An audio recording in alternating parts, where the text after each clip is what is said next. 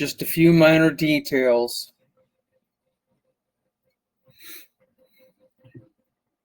We have gone back to American land law, and all the sheriffs in over 3,100 counties have been informed as such. That means when you read a court case titled Mack and Prinz, where the U.S. Supreme Court said the sheriffs could uphold the Constitution if they wanted to. Well, if has been changed to required. They don't have any choice.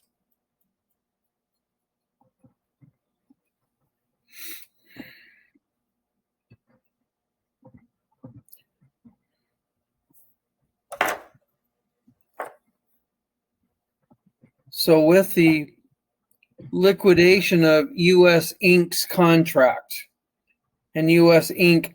no longer exists, the corporate employees around us have been informed if they fail to uphold any of the so-called constitutions that they claim to have, we are in a position to do without their services. And there has been an international notice put out that there is no offer for substitution or succession to contract. It's either the original party holders or none at all.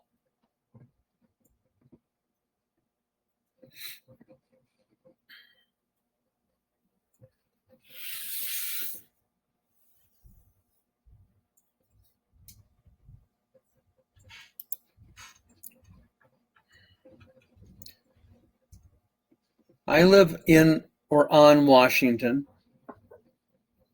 and Washington is making a formalized list of things we are expecting our employees to engage in.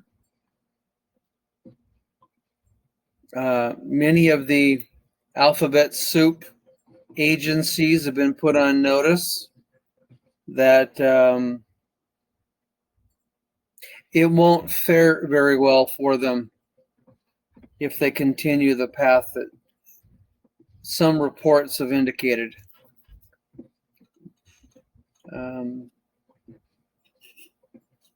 This is why out in Georgia and the Carolinas and Florida, you're now seeing active sheriff engagement.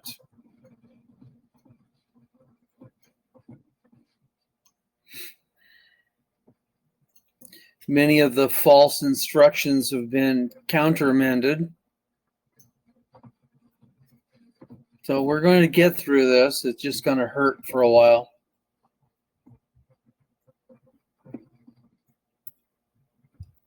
Beyond that, I don't have much more than high hopes.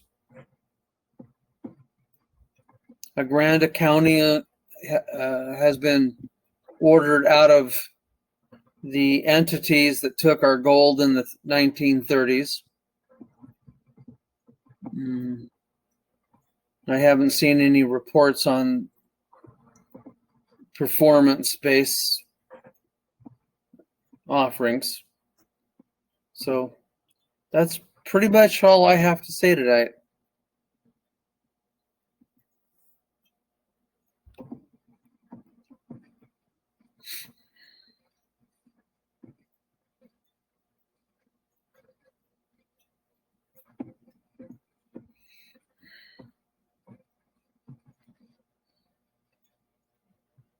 I figured it would only be about 15 minutes worth of information at most.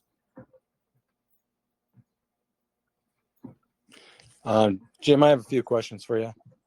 Yep. So Harris and Trump, are they under the municipal or are they under the territorial constitutions?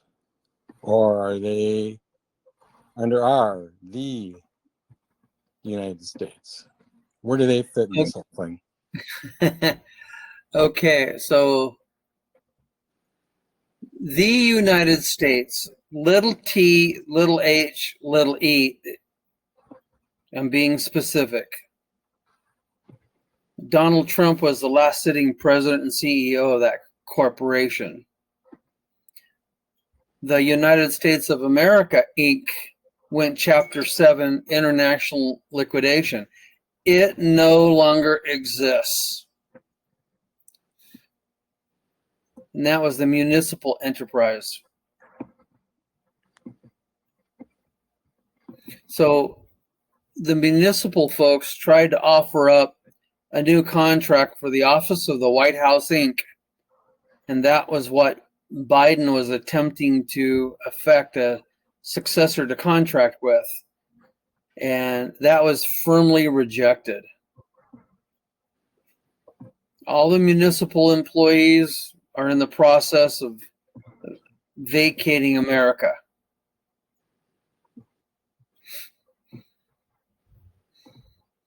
So if you go down to your local county building and ask for their territorial as well as municipal corporate charters,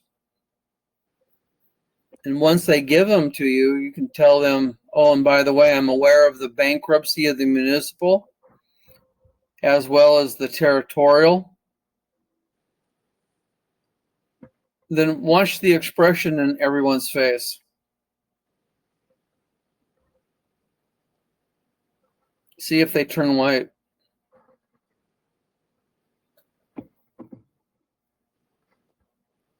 So Trump and Harris, though, they're not running under the unincorporated United States, though, right? Nope, they can't because they're functioning in dual citizen status. Okay. And that's the problem. Our founding fathers said that when you came out of Europe, you left your old prince, your old king behind.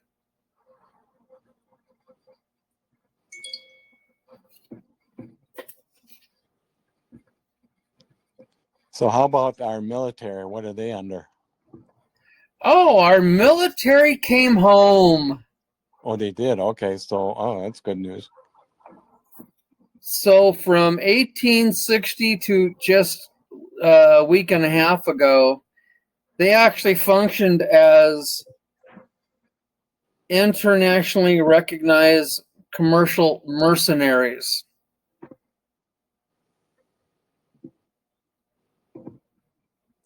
So are all of our military on board, or are there some portions of it not with us? There's a portion of both crowds in every country. Because I You heard have the white hats and you have the black hats. Okay, yeah. Everybody was infiltrated and compromised to some degree or another. And I don't care what language comes out of your mouth. We had thousands of years of infiltration.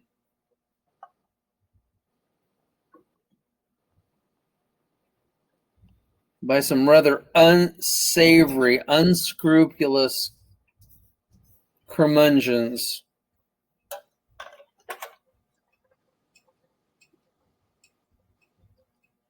So do we have the military to stop this, like the weather manipulation, taking down the 5G towers, and are they going to take them down everywhere, or? The 5G towers have been ordered to be taken down. 4G is sufficient for all the telephone communications that we need. As Elon Musk has provided so many Starlinks, we're going to find supposedly a brand new backbone Most of you are aware of fiber optic, and it's about the size of your little pinky. And it has a huge volume of traffic capability. Well, about 15 years ago, I came into the community I am in today. It's a rather backwoods community, and the road that I lived on at the very end was under some form of construction.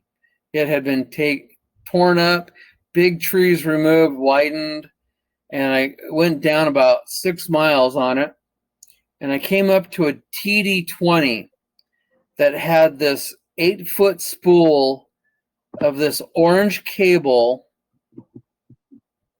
Oh, I'm going to say it's at least 3 inches across. And I took a picture of it. And back in that day, we had a buddy who was a certified payphone repair tech. And he was amongst the last half dozen of them that still functioned in the country. And the phone companies would call him when they had a couple of hundred units that had to be repaired, and he'd go out on a route to do all these repairs. Well, I got a hold of this guy and asked him kind of a dumb question. What is this used for? And he goes, that's an impossibility. And so I sent him a picture, and he goes, someone's got some relatively grand plans for the future, because you could run the entire space program across what you just sent me. And he elaborated on the capabilities of the fiber optic that's about the size of your little finger. And so he said huge satellite installations could be run on a 3-inch cable. It's like they were laying the backbone for Internet 2, which would have had huge throughput speeds because it would not have been bottlenecked in any form or fashion. And since then, I stumbled into one installation that was a good 6 inches across, and that was down in one of the cities in the west side of Washington.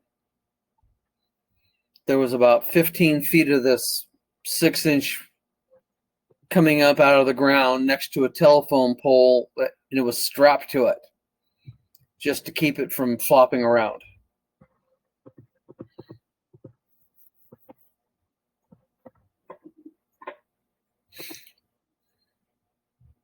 So I've seen pictures of a new type of replacement phone based on supposed quantum communication. And based on the quantum crystals, you literally push the communication in, and it pokes out simultaneously on the face of another quantum crystal wherever that other crystal destination is, instantaneously in and out.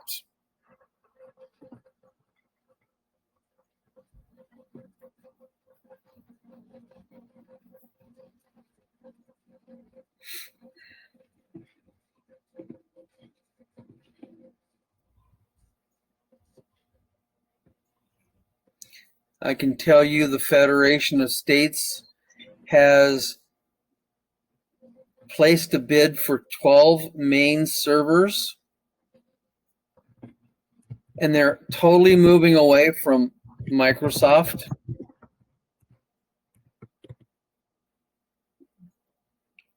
and going to Linux.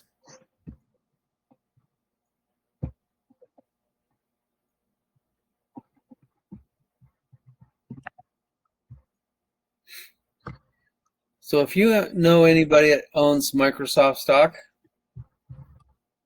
play the part of the little birdie and suggest that they sell the stock.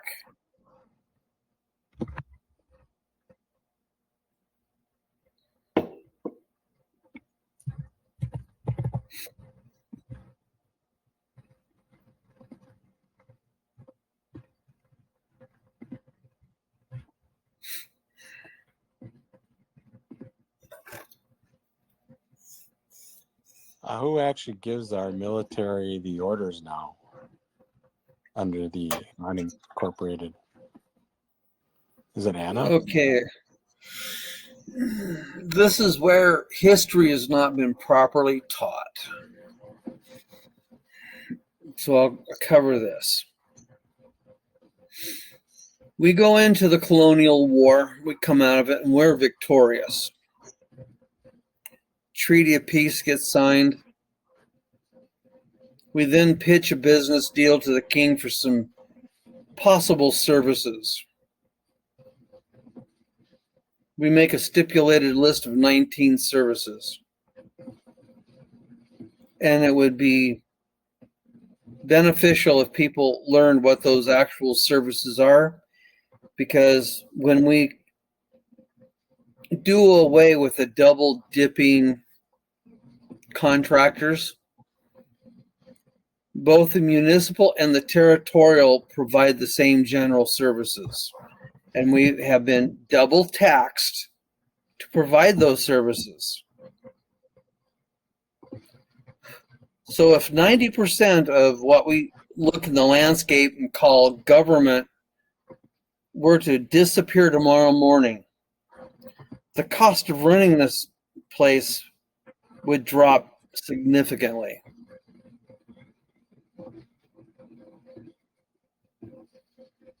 This is where it's required of people participating in running their American government. So the 13 colonies became 13 state countries, and they each threw their international jurisdiction into one body. That one body is called the Confederation of States, or the Federation of States, pardon me.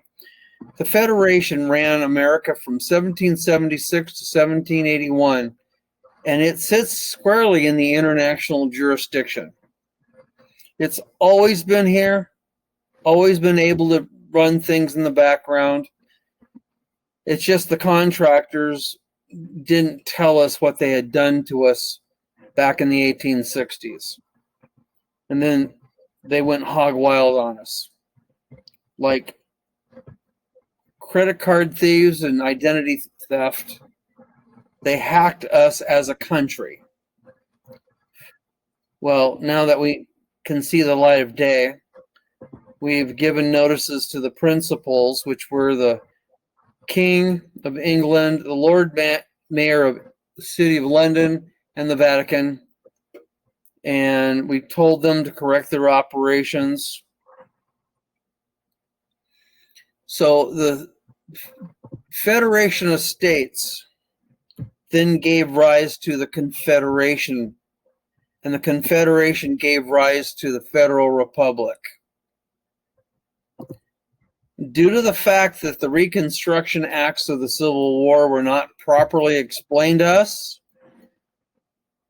the proper reconstruction has never been done.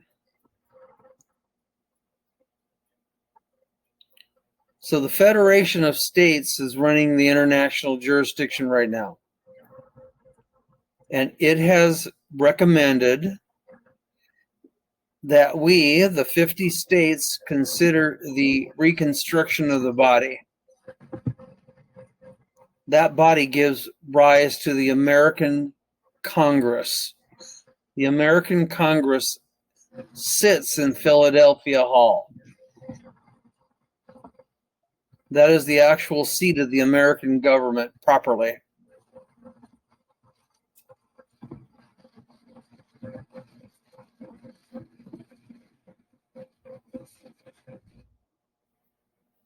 Our goal as the independent states of the Union. Pardon me, I got to take a call.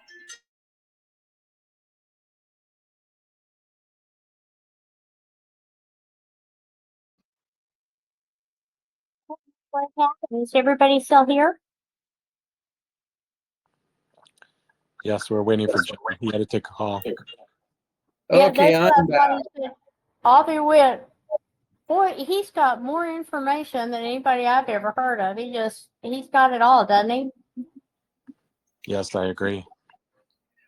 Well, let me explain how I have this much information to share.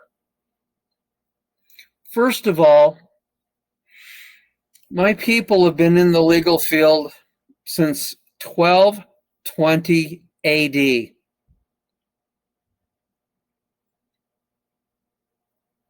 You can go on the internet and look up something called the Assize Courts of England. ASSIZES. My first ancestors popped up in 1220, and they were like the old circuit rider courts of the Wild West. Our founding fathers thought it was a good model in that it brought the courts to the people in their local villages. So we kind of modified that for our early court system. So at the Colonial War, my first American ancestor's father was very ensconced in the King's Admiralty mechanism. And when the war broke out, the king made him the Attorney General for the Isle of Bermuda.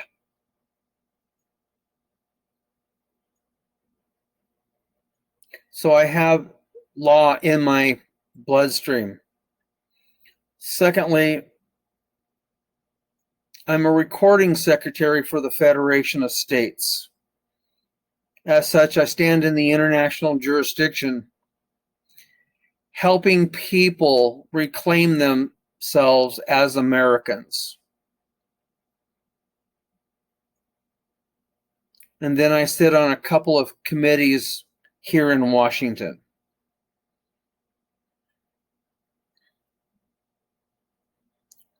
So I share what I can share so that we can dispel some myth and rumor.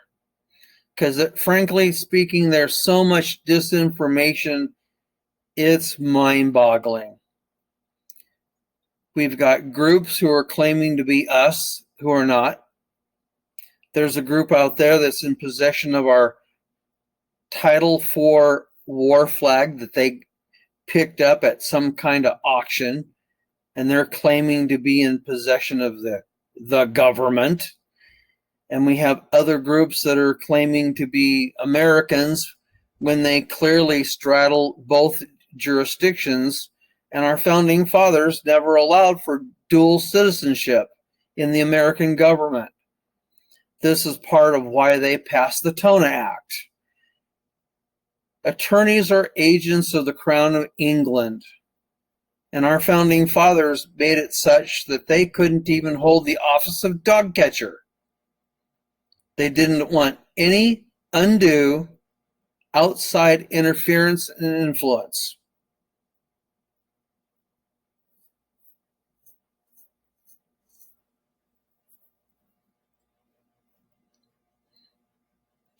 If you were to go to North Carolina in the archives, if I told you who my people were, you could find them in 2.3 nanoseconds.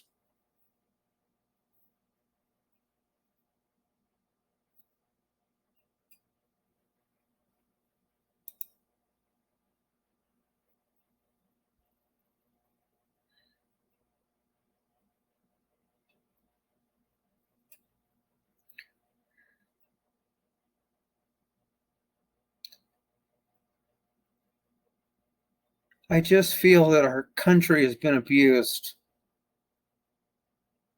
maligned. We have been used as the whipping boys of the world for the New World Order. And anybody else that's willing to buy mercenary service.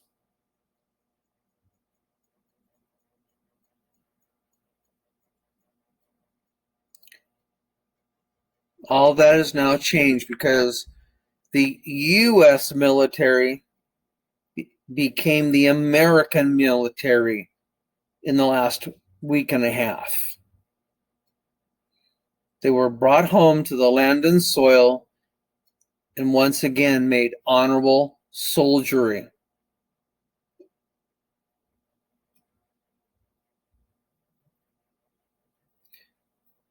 When we get, as a country, through this chuck hole of history and we get ourselves cleaned up, the military, the National Guard, and other state groups will help with cleaning this gin joint up, because we got a tremendous amount of trash to take out. I yield.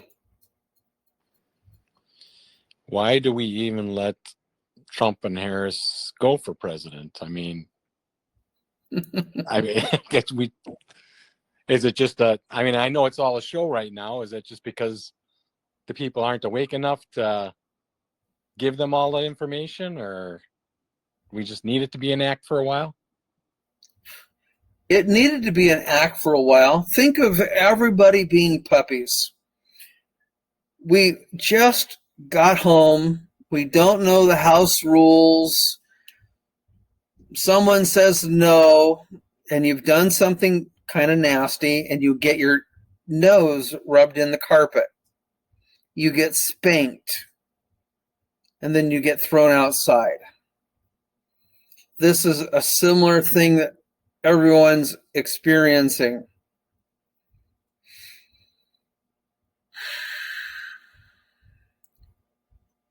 In part, from my own perspective, we had to go through this hurt in order to actually see it. Not just get told, this over here is corrupt, this was infiltrated.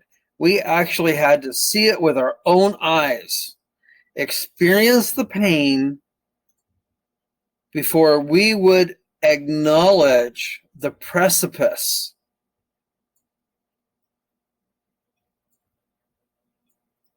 So what is that precipice? The precipice of our own destruction as a country.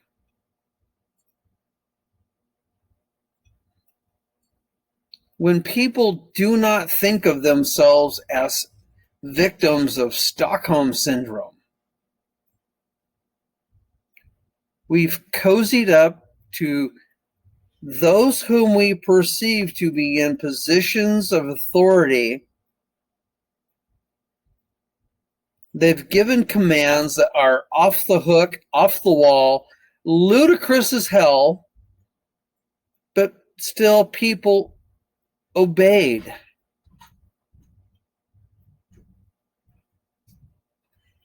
Why? It's because they've thrown their own internal value systems. Their independent critical thinking has been subverted by programming. Yet they do not think of themselves as having been programmed and their own independent thinking subverted. But when you push someone hard enough, brutal enough, and they suddenly go, hey, this doesn't make sense. Why am I enduring this? That's why we've been put through this.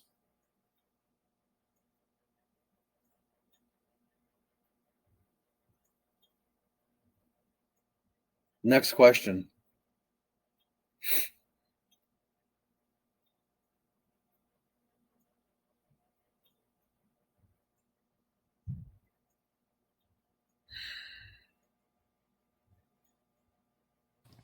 This is Arjax. I have a question.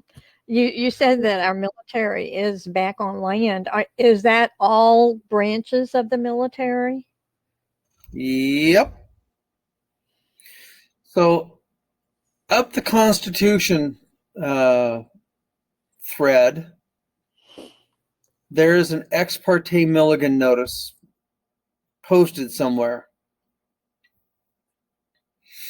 From page 4 on are all the services that were served notice.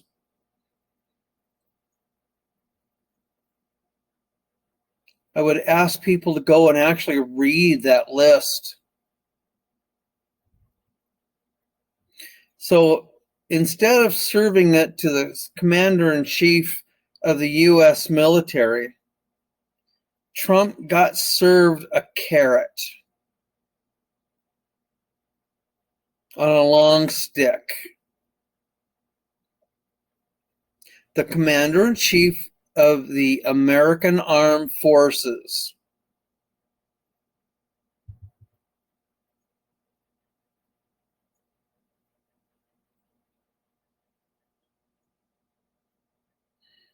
And it finally came to pass in the last week and a half.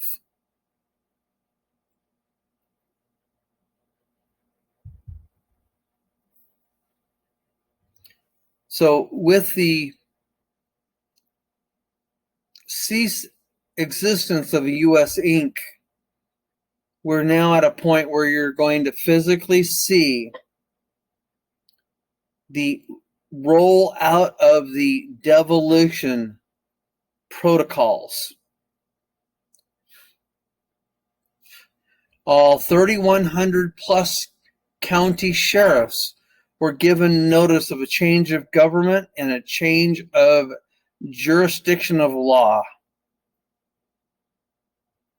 If you look up a court case called Mack and Prinz, Sheriff Mack took the case before the U.S. Supreme Court.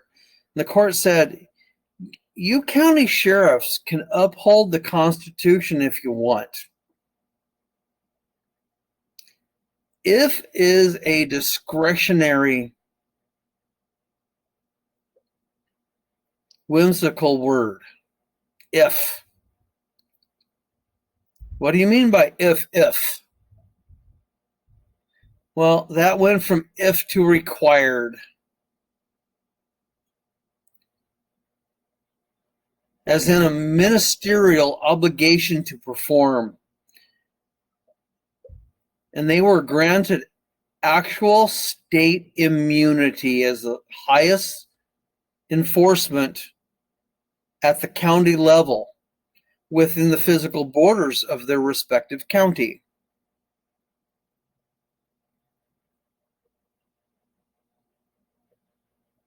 Until that happened, they were merely corporate Pinkertons rattling doorknobs, well-dressed, trying to enforce corporate codes, statutes, and regulations on folks.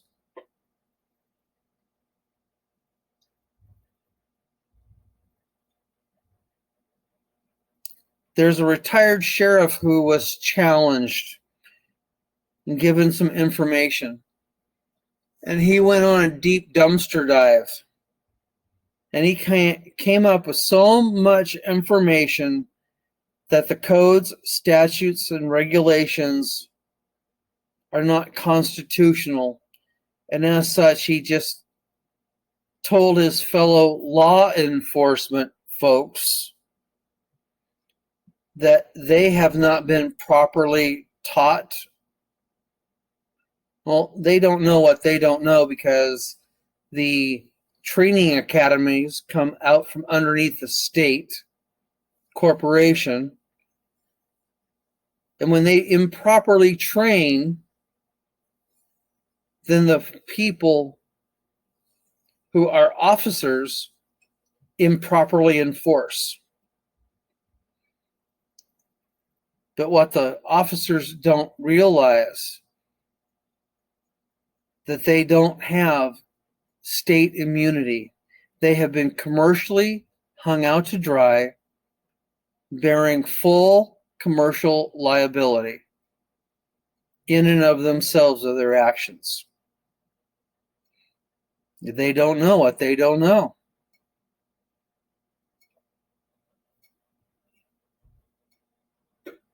And unfortunately, I can't think of a single county across America that doesn't have two types of personalities in the county sheriff's department.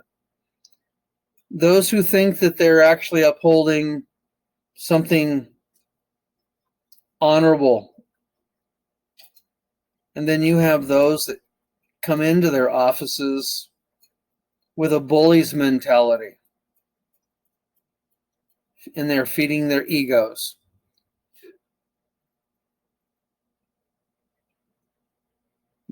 Next question.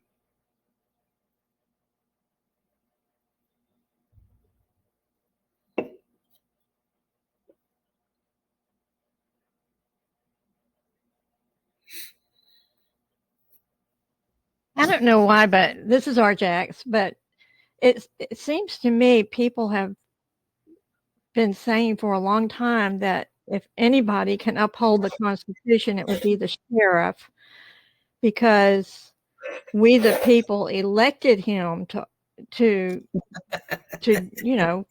be the sheriff of our counties, and he is the one person that can uphold the Constitution. Is that? But that's under the corporate, isn't it?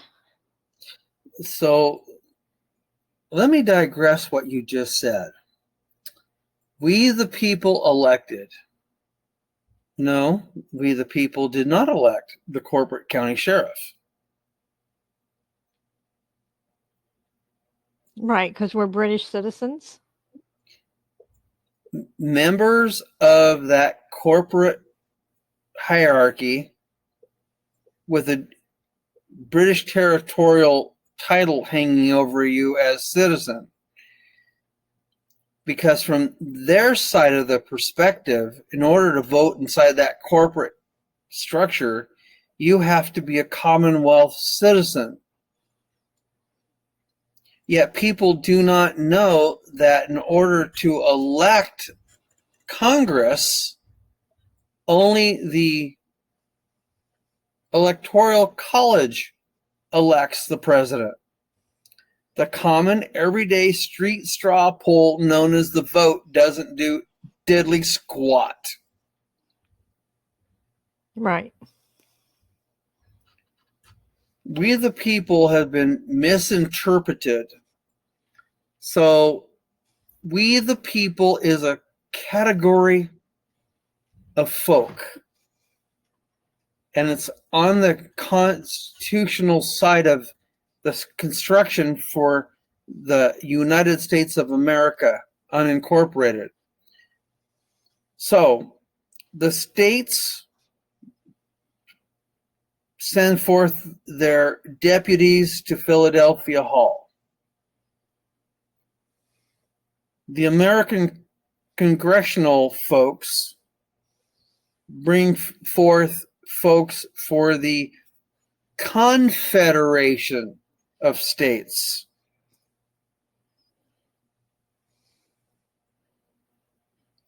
We the people in the Declaration of Independence is the American state citizen.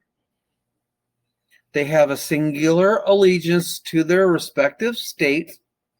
They stand in international jurisdiction. They're able to vote on treaties and national laws. They're also able to turn around 180 degrees and vote on anything inside the state.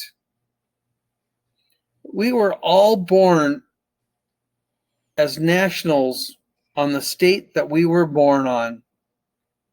And that's how we get our God-given standing as an American.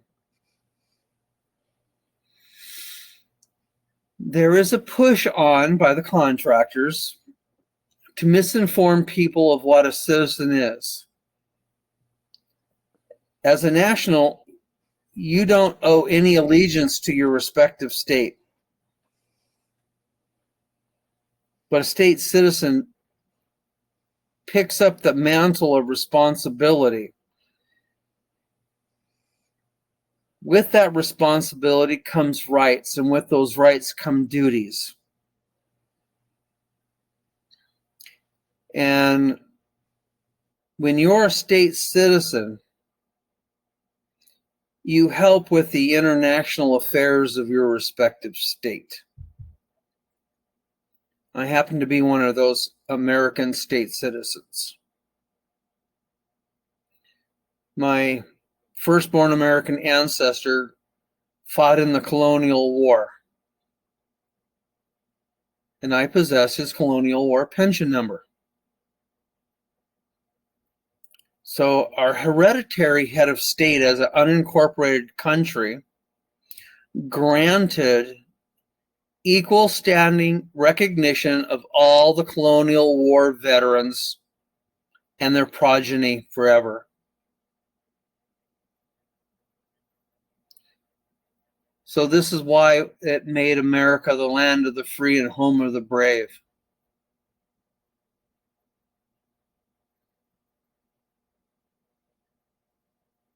And some of you have heard the old saying, we are kings in our own right. Even though our kingdom might only be 5 square feet, and my kingdom brushes up against your kingdom,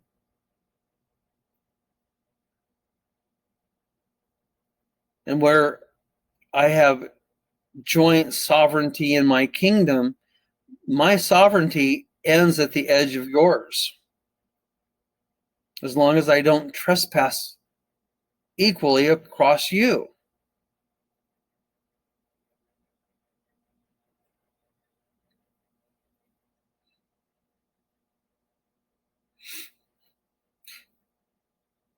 A lot of people are going to be waking up to the fact that American common law now rules across the country. And American common law is not civil law.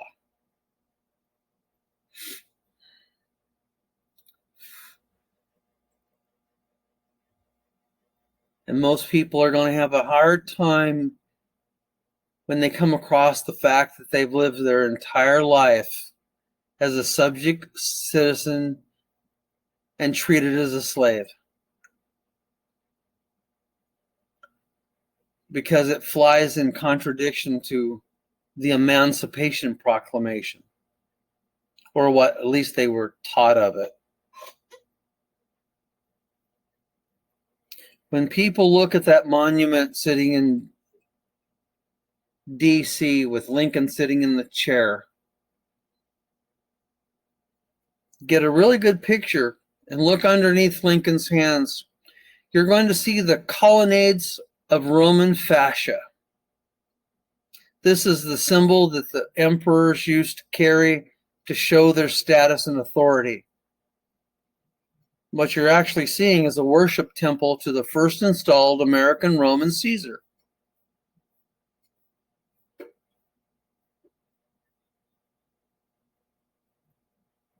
That's really what civil law is.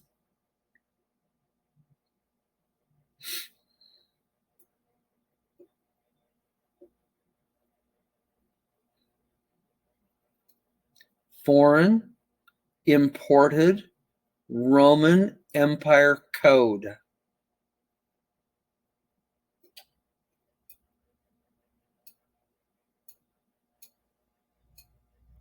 And everything that used to abuse us with it is called the municipal whatever. Municipal state, the municipal county, the municipal federal. And because we were not taught how to recognize it, it was that all caps entity, the all caps county, the all caps state, the all caps federal.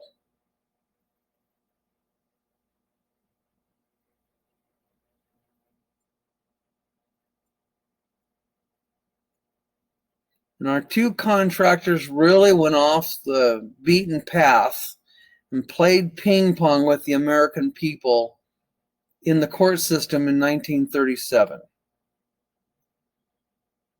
FDR said, from this point on, you'll run admiralty, not American law.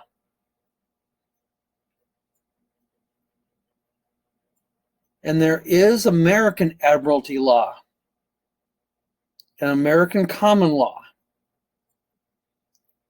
But the British admiralty law is the law of the sea. They just imported it onto the soil.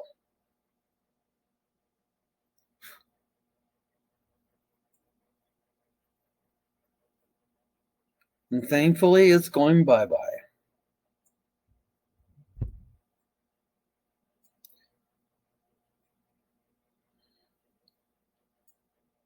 Next question. Well, I have another question. This is Arjax again. When do you think that everyone is going to be told all of this information? Because we became I mean, they became bankrupt on October 1st, I think you said. And I haven't heard but one YouTuber out there even talking about anything.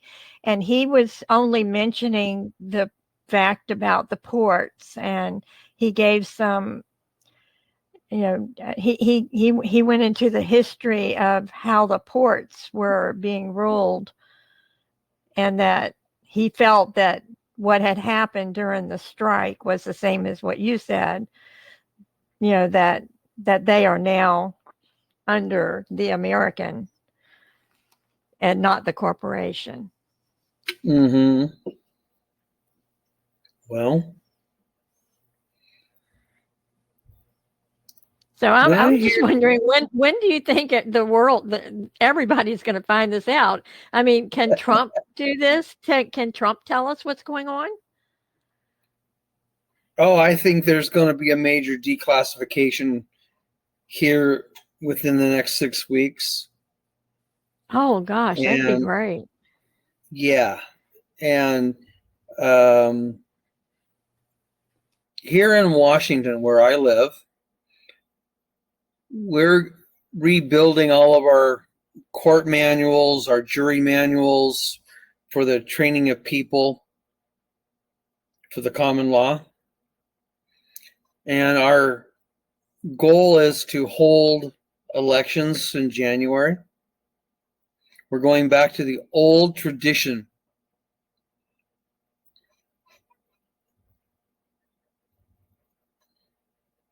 And because in 1976, American history was removed from the school systems, people don't know their history.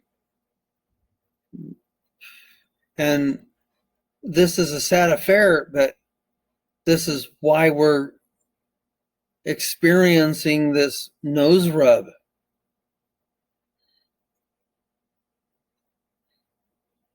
In our own living room.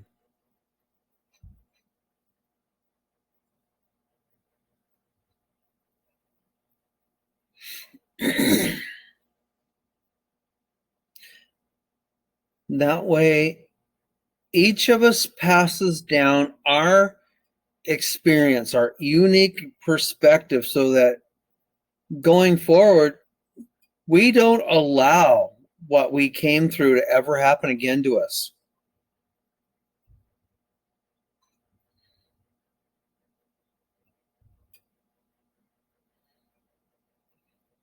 And I do believe we're going to come into some additional information that is going to take the planet a couple of 100 years of absorption of information in the span of maybe 10 days.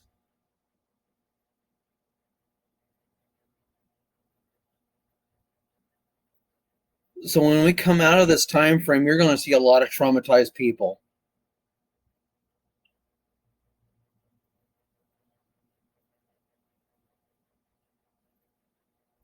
And those who have an idea of what's going on, you all are going to be the ones that help stabilize society.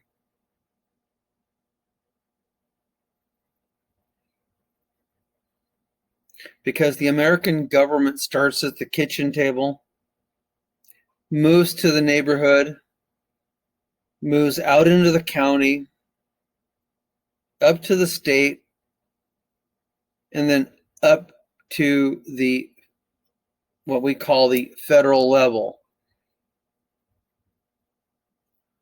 So think of it as a pyramid and turn the structure upside down. The kitchen table is at the top of the list, and the federal corporate contractors are at the very pinpoint at the bottom of the food chain, because they are all employees and they work for us as Americans. So turning the power structure on its head.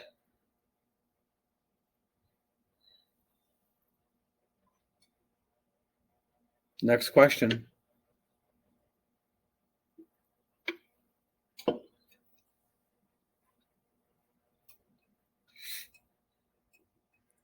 Question about protecting our assets. Should we be getting common law trusts? I know you mentioned something about we shouldn't have LLCs because that's really under the corporate structure, right? So should we be putting things in a common law trust? Or do you even believe in the trusts? Or what's your opinion?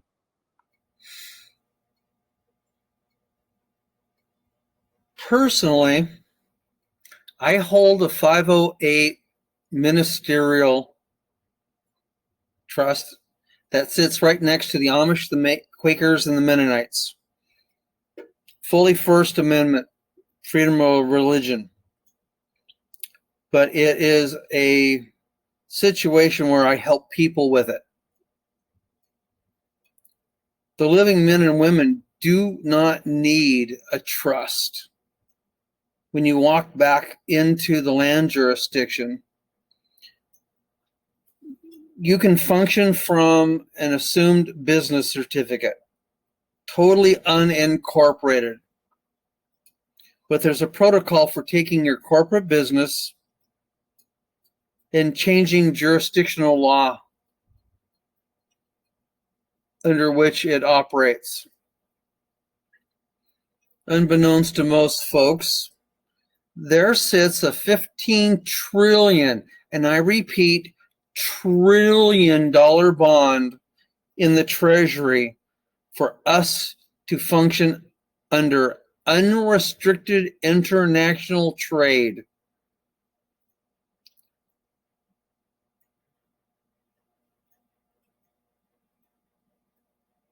But you have to be recognized as one of the living people to come under that bond.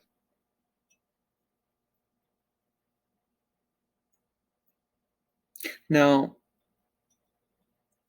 I crafted a document for a gentleman utilizing that bond in a court here in Stevens County. And let me tell you that when the assistant deputy prosecutor was scanning through the documents, this suddenly became the most cute dog and pony response imaginable. Now picture this guy going through the documents, just flipping them, scanning, looking at the face pages, and suddenly he flips over this thing and he goes, flips it, his hand upside down and back up, and he yells, "Bond!" And the judge suddenly comes upright. "Bond? Well, we'll let the value of the land be the value of the court case. Appeal granted." In the case of 25 seconds, the entire demeanor of the court shifted.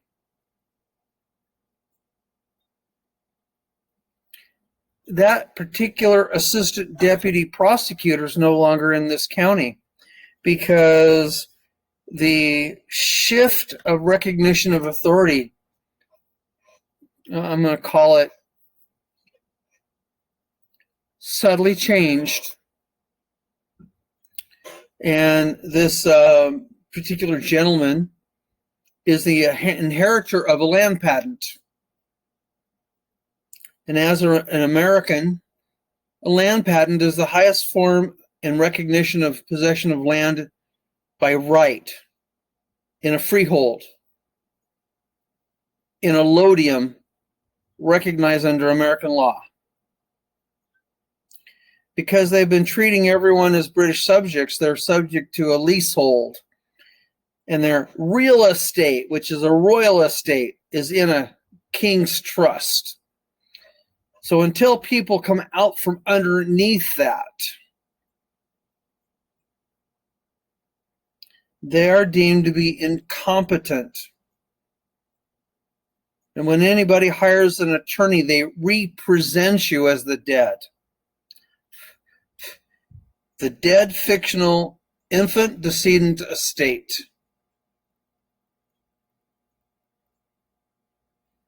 This is why the American people do not hire lackeys from the king. Because the entire bar association here is under letters of marque and reprisal, stealing everything they can for the king.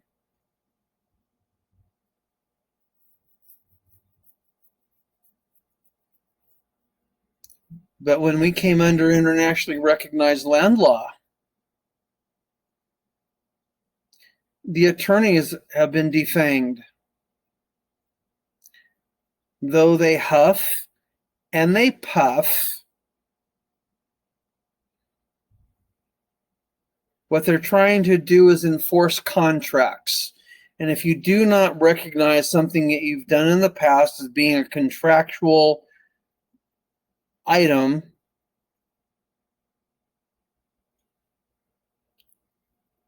you won't recognize what they're trying to enforce. So if you look upstream in the Constitution, there'll be a document, Did You Know? I believe that's what it's titled. And it's a list of items that almost all of us have ever done. From a driver's license to a marriage license. So if you're a parent, you are paying rent because you have a joint tenancy in a business enterprise called marriage. And the state that issued the license has 51% interest in the business enterprise, where the product being produced out of the enterprise is something called children. And children are not sons and daughters. They are an industrial product.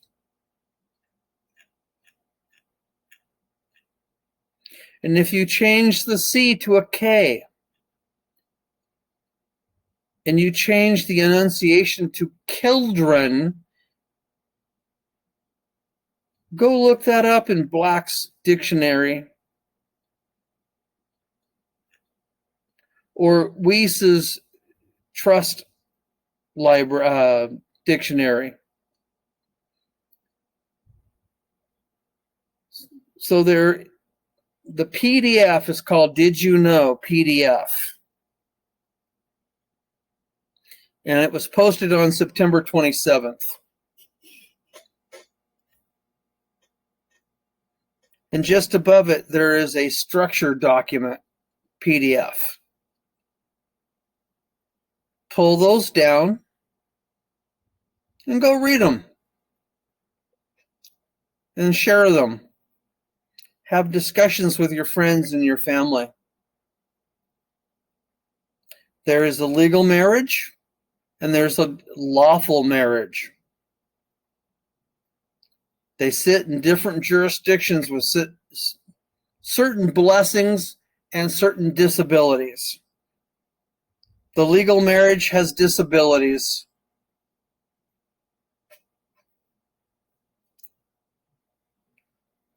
He who creates a thing controls a thing, and since the state of whatever created the license, they control the relationship. This is why family court exists.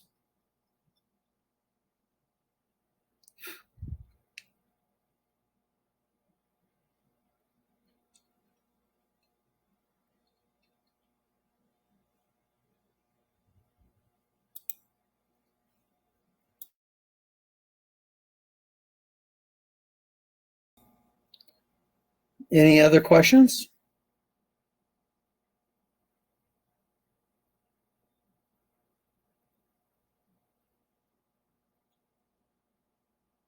I'm surprised we made it an hour tonight. I had to turn myself back on. I do have another question, and it has to do with our new financial system. Over on once we change status, it seems like the corporate side is going to digital banking and decentralized banking, meaning that each individual person can be their own bank with their own digital wallet. And I'm wondering if any of that is going to transfer over to the new system. Okay, so I got to back up in history. Since 1860, all of our ancestors had labor bonds taken out on them. They also had life insurance taken out on them. Social Security is a generational skip trust. Your birth certificate was sold on Wall Street starting in 1921 in mass. So if you hit 65 for full retirement, the corporate realm has had 6 refinance packages on your SS number because it's funded with a 10-year bond. Yet with that 10-year bond, you get breadcrumbs. The Federation of States went after those Social Security bonds. They also went after the labor bonds. They're also going after all the state trusts. We as Americans are owed everything that's inside the state trusts. We co-own the bridges, the roads, the national parks. So unless a state government pre-1860 specifically granted land to the federal enterprise, they're limited to forts, arsenals, post offices, post roads. So if you look at how much land, I'm just going to call it the de facto structure holds in your respective states, you're going to find a lot of overreach. There's going to be a lot of clawback. With the change of land law, the sheriffs have been put into peacekeeping mode. You're also going to learn about the Peacekeeping Task Force, as well as the Continental Marshal Service. The Continental Marshal Service has international cross-state border jurisdiction. Peacekeeping Task Force is a liaison service, not only at the county level, but across state lines. Now, to the banking side of things, the American State and Nations Trade Bank was reestablished. getting back into that $15 trillion bond, we have an absolute right to internationally unrestricted trade under Title 15. We Americans are the actual employers of everybody. We dictate to our employees what we want them to do. So they're obligated to jump how high and how often. When it comes to banking, if you hold a driver's license in your respective state, you're going to find out your driver's license holds a bond. Here in Washington, I found out that it was a $5,000 bond on each renewal cycle. You can go to treasurydirect.gov and search for the savings bond calculator. Treat your driver's license number as if it is a serial number for a savings bond. Depending upon how often you do your renewal cycle in your state, whether it's 4 or 6 years, your bond will vary in value. But when you enter your driver's license number in, the calculator will come up with ones, tens, hundreds, and thousands.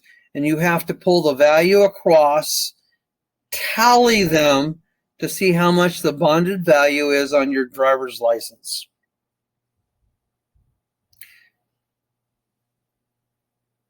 You're going to have 2 to 3 numbers on your birth certificate. You'll have black numbers, you'll have red numbers. The black is the number of the estate. The red number is of the living. And why is it red? Is because you have blood coursing through your veins.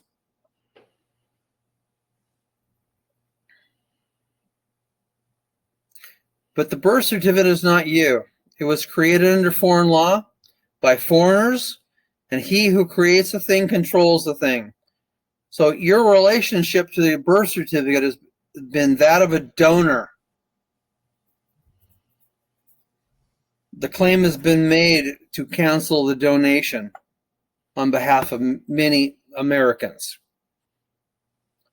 So we are owed back an immense amount of all kinds of stuff.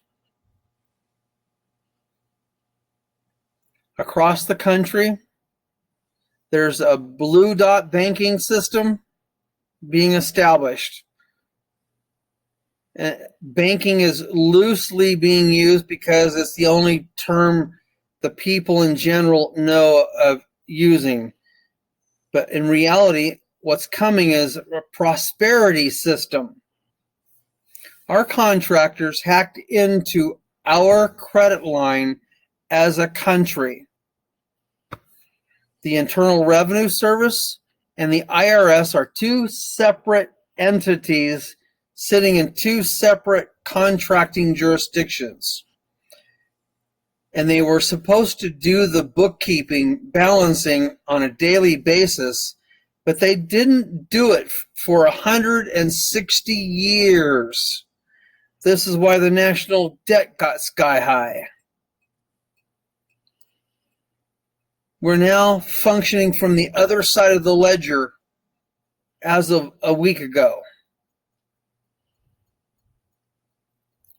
We as Americans are owed an incredible amount of prepaid credit because your American birthright,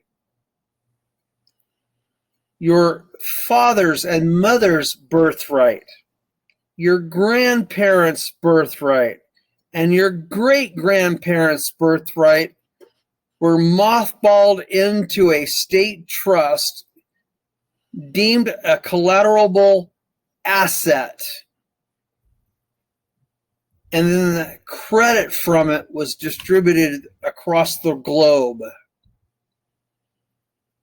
by people who hacked us.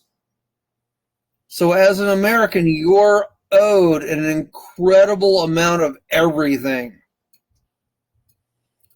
but as a U.S. citizen, you're an indentured servant of the King of England, and you're a pissant peon pauper living on American soil.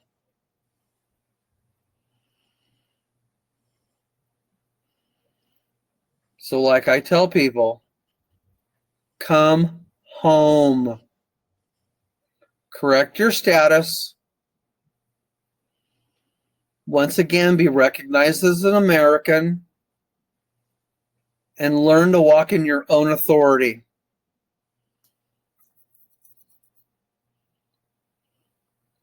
April 15th, the American Federation gold-based dollar was proclaimed to the world as the new issued American gold-based currency. Not the rainbow that's been trying to be pawned off. 55,000 tons of gold were supposedly sent to the mint to strike coin. That's right, gold coin in your hand is supposed to be coming.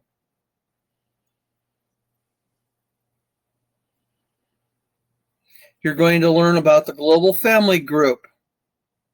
The Federation of States issued a banking charter to it,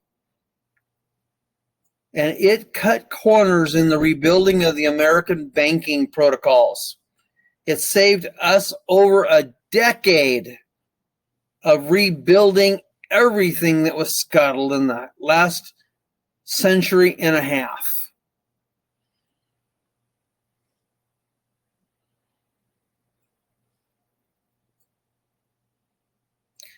Think of getting prepaid credit that you do not have to pay back.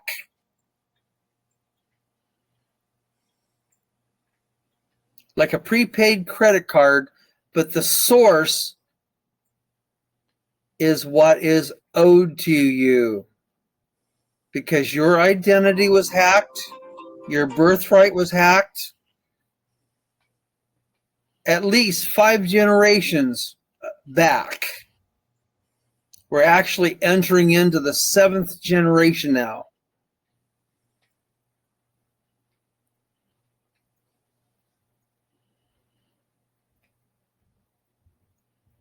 It's a good time to be able to dream dreams.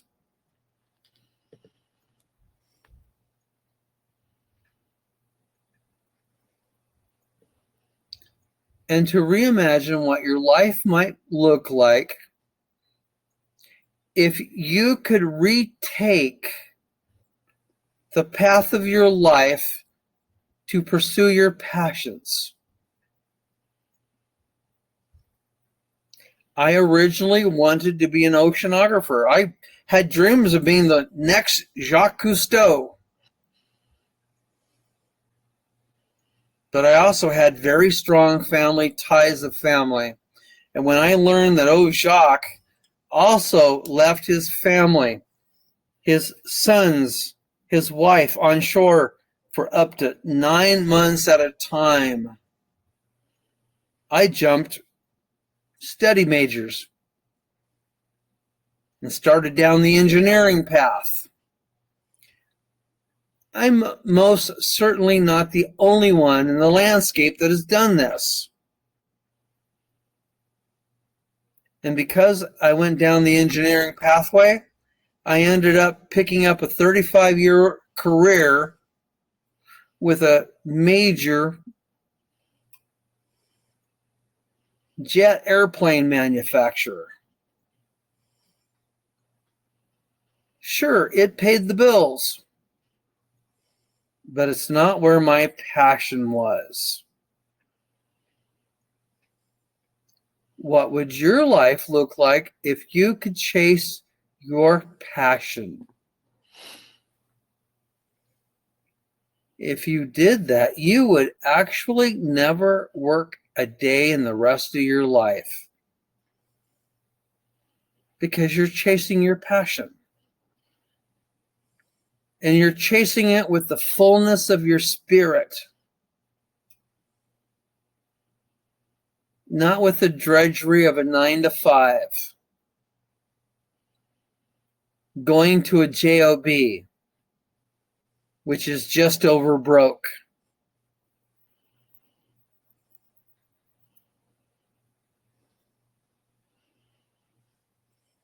Oh, and as a side note, when you come back to the land and soil, you can tell the instant robbery service you choose no longer to donate your labor.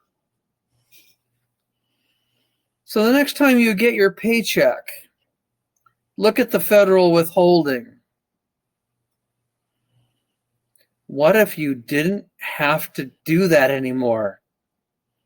What would it do to your lifestyle?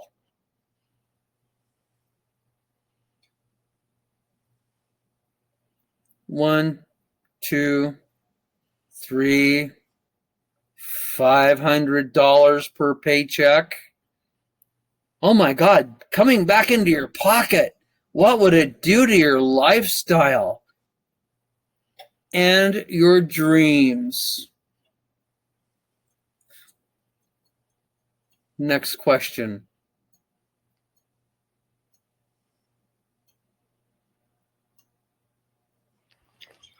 Are the UN biospheres gone from our national parks? Oh, the Federation of States never joined the UN for a reason. They're the follow-on from the League of Nations. Since the League of Nations failed, the UN failed as well.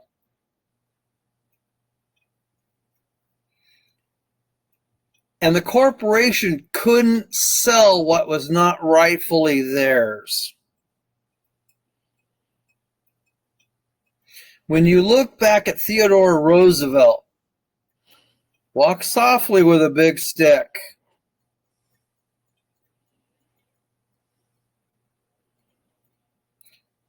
People became aware of the stick. And why is that? Because of the bully pulpit. So who's the bully?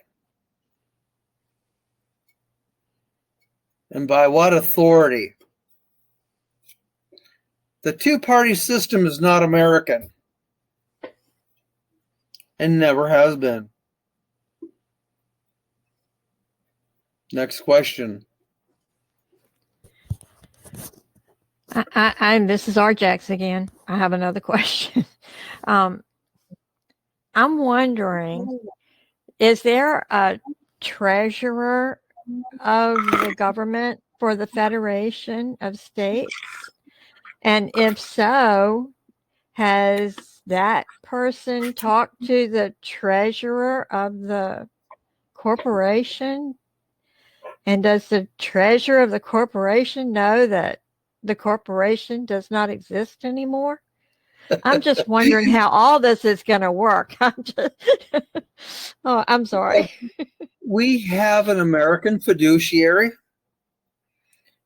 The American fiduciary has been at battle with the corporate world structure for decades.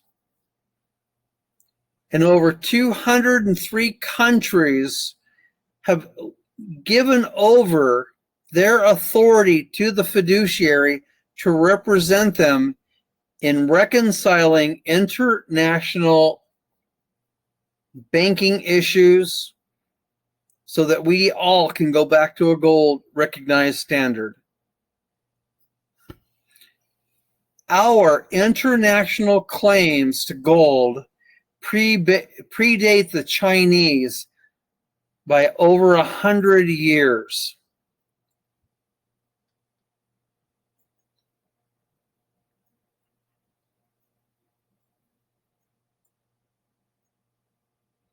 Again, history of the world has not been properly taught. And when you find out what the Rothschilds did to take over the Bank of England during the time of Napoleon. So The Rothschild had spies everywhere. And they even had them overlooking the battlefield of Napoleon. So when the battle turned, the rider went out, heading for London. And the writer was proclaiming, "Oh my God, we lost our butt. We're gonna be invaded." And everybody in the stock exchange in London were dumping their whatevers for pennies on the dollar. And the Rothschilds were loaded to the gills with money. And they bought everything possible. And then the real writer came into town. "We were victorious. We won." And suddenly the Rothschild enterprise disappeared off the floor of the exchange. And everyone's going, "What? How can this be? What just happened? Oh my God, what did we just do?" Well, when the smoke cleared, the Rothschilds had absolute control of the London Exchange and the Bank of England. Skullduggery at its finest. Bait and switch. It worked once, it worked twice, it worked 100 years ago. Bait and switch. So along with bait and switch goes divide and conquer. Divide and conquer from pillar to post. If they can create division, they can conquer. Even if it's in little pieces. Once that chink in the armor exists, it can be exploited.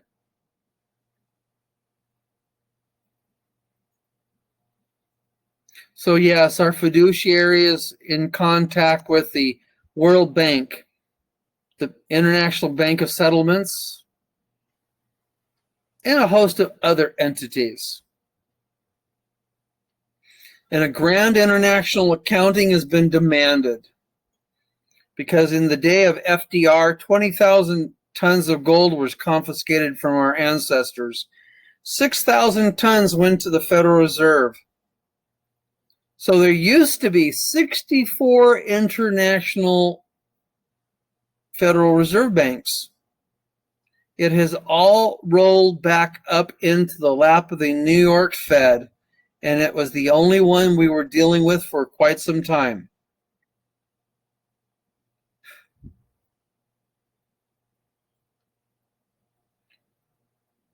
The Federal Reserve went bankrupt in 2009.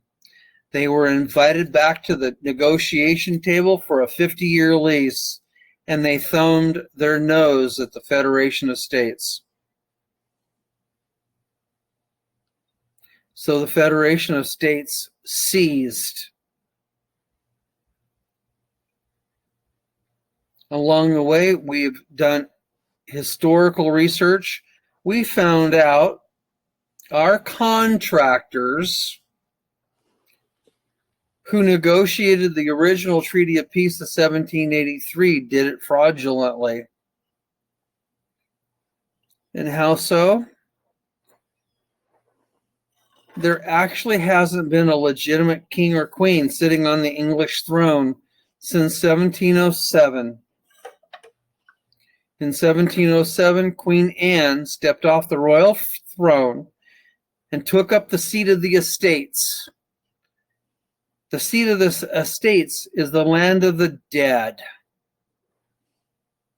controlling birth certificates.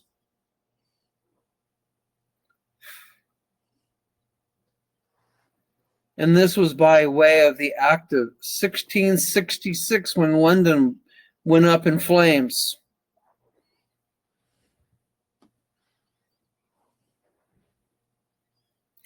Oh, what a wicked web we weave when first we choose to deceive. Well, that deception has now been pierced. We, the American people, have foreclosed on the King of Scotland, the Emperor of Great Britain, and all of the crown corporate charters in between.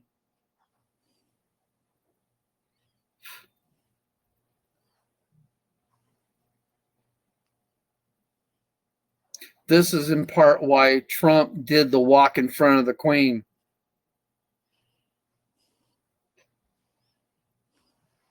Those who were supposed to be our allies stabbed us in the back, tried to cut our throat, and take over the corporation for their own use. This is why the executive orders exist, for foreign interference.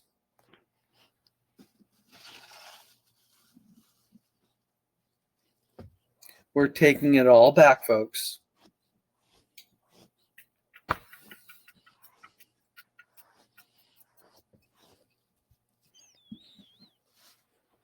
Next question. This is Arjax again. I think you said that we're going to have gold coins, and that's going to be our currency. So we're going to be walking around with gold in our pockets. That was the intention. So in 1895, the U.S. Navy, under the control of the Brits, started taking our American gold offshore and cashiering them in the Philippine caves. What they were setting up was a future time for a bankruptcy of the Scottish Interloper Corporation that Abraham Lincoln and his cronies brought in from Edinburgh, Scotland, called the United States of America, Inc. Well, they got to a point in 1907, they initiated a bankruptcy. And supposedly, oh my God, the Americans don't have enough gold to pay the debt. Well, this is where the international bankers colluded, wink, wink. And the Brits, representing us, stabbed us in the back. This gave rise to the Federal Reserve Act of 1913.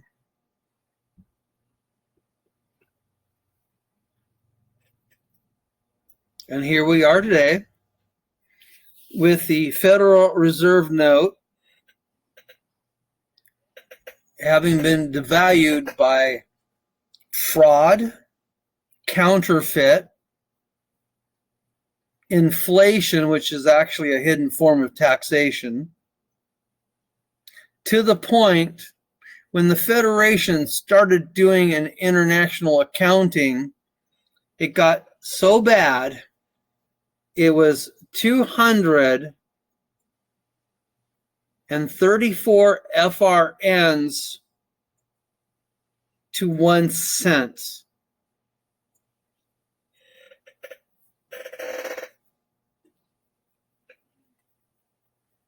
What were FRNs? Federal Reserve note, that greenback thingy in your wall. Oh, that thing. Yeah. Okay. Gotcha. Yeah. Well, it's a debt instrument. And when you look back at the Popeye and Wimpy cartoons, as an IOU, I'll gladly pay you tomorrow for a hamburger today. Because the Federal Reserve note has no redemption schedule on it. It's a revolving door open debt instrument.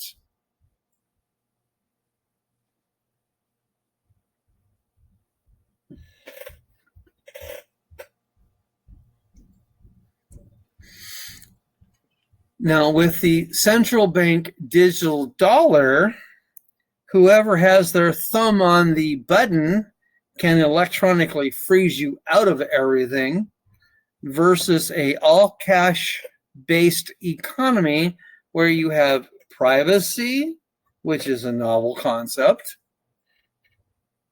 You have freedom of movement to transact and trade with whoever you want. But we've lost sight of free enterprise.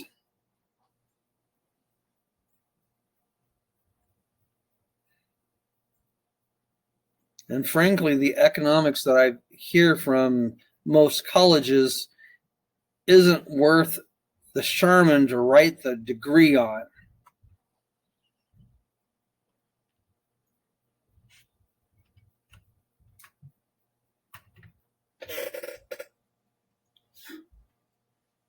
Next question.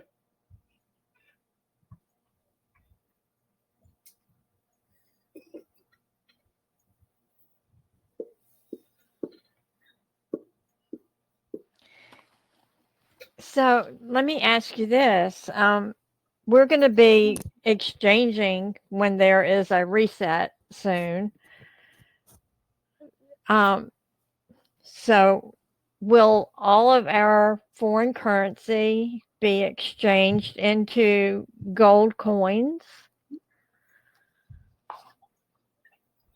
That is something at this point in time that I'm not able to answer. There's so much from special redemption centers on military bases and other things. Why wouldn't you just take your foreign currency into a land bank and get the recognized international equivalent extracted right across the board? Well, where will it go? How about into an account in the land bank? Okay. But in So order to everybody, qualify, there aren't that many land banks though right now, are there? well, I heard that there are 50 prosperity institutions now set up or being set up across the states, one in each state. And here in Washington, we've talked about setting up our own credit union, and we're having discussions of what it looks like as a prosperity institution. Our American banking model is going to function as a push model. Whatever the Federation of States is able to recoup, and I'm just going to say they're going to shove $10 trillion across 50 states. Every state gets an equal amount. Or they say, on this date, we have, let's say, 35 million recognized papered up Americans sharing that amount. And so by demographic, each state gets the according push of funds to be distributed to each of the people in their respective accounts. So during the time of FDR, the corporate Congress put in certain legalizing parameters for the American people to take advantage of during their bankruptcy and substitution of our silver dollar for their FRN. There has been on the books for over 90 years House Joint Resolution 192, Public Law 7310, and it's codified in Title 50 as the remedy and relief for the American people. So there was launched something called Sign in America in each of the states to help people who had done their paperwork to take advantage of this program that was set up under FDR. Well, the Treasury folks feigned not only ignorance, but they didn't believe the system actually existed. And so they chose not to actually honor the laws that were on the books. And the reason I know about this is I'm the Sign in America coordinator for Washington. And when I tell you I've processed something on the order of $30 million of claims to the Treasury, I did a whole bunch of arm twisting with the IRS.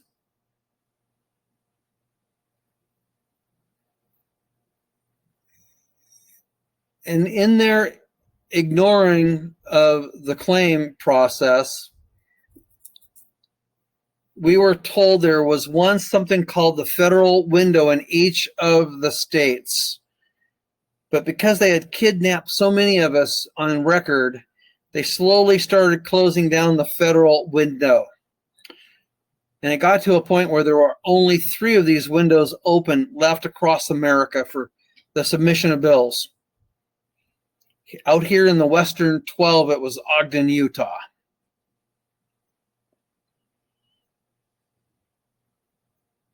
So I was appointed the authorized representative to process these bills.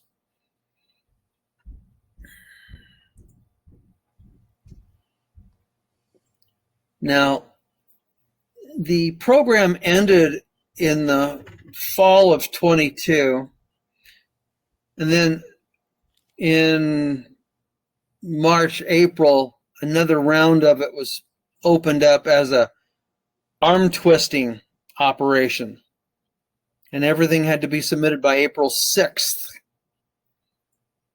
And it was the forcing of recognition. If you folks in the Treasury refuse to acknowledge this, then your entire operation is absolutely criminal.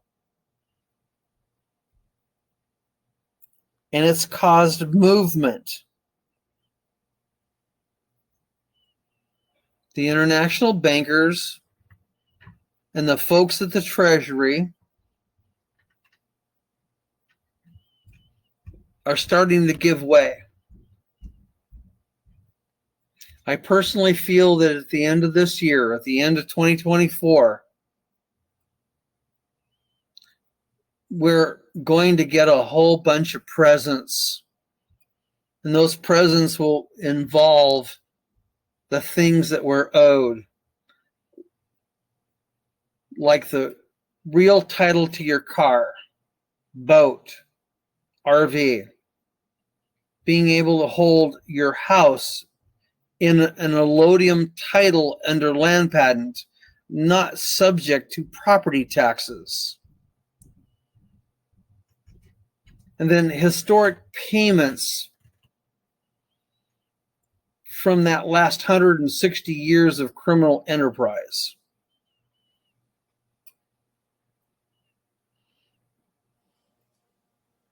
So those of us that possess whatever currency and have the opportunity to go into our land bank and put it across as an internationally submitted redemption, why would we go to a secretive military base to a power broker who's only willing to offer us 80, not even 80%, give us 20% face value while they keep 80%? I'm not willing to do that.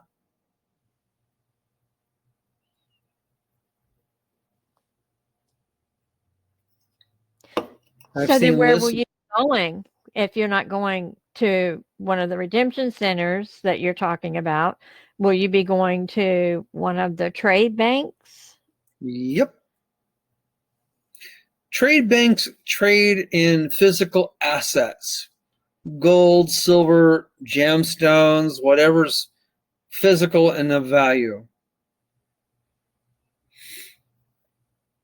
So I would save myself, instead of getting only 20% of face value.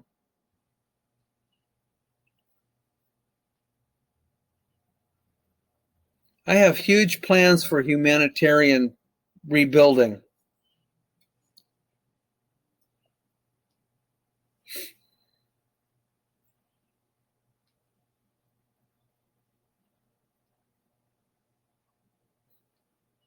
Well, could you give me an example of what you're talking about with the 80 and the 20? Well, is that possible? let's say you have 100 trillion Zim. We've heard values of like 30 million versus face value.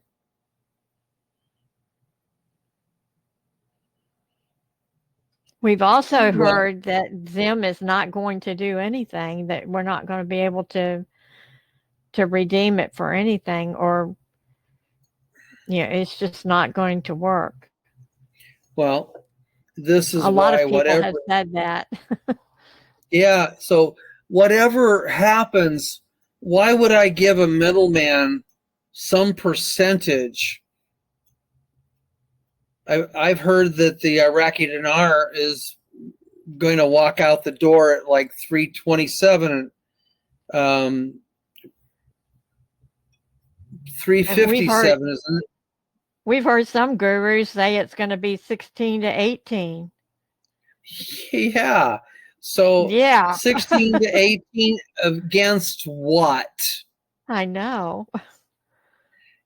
So if it's gold to gold, gold is gold. Yes. So I've heard everyone may also walk out the door 1-to-1. So 1 yen may equal 1 ruble, may equal 1 peso. May equal $1.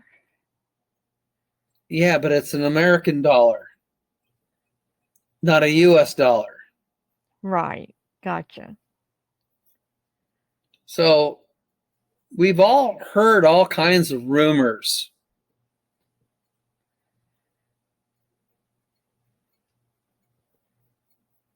So do you have any values that you see that might be realistic then? Well, I can tell you on April 5th, the American Federated Dollar was proclaimed into the international community. It's based on 1/10 of an ounce of gold.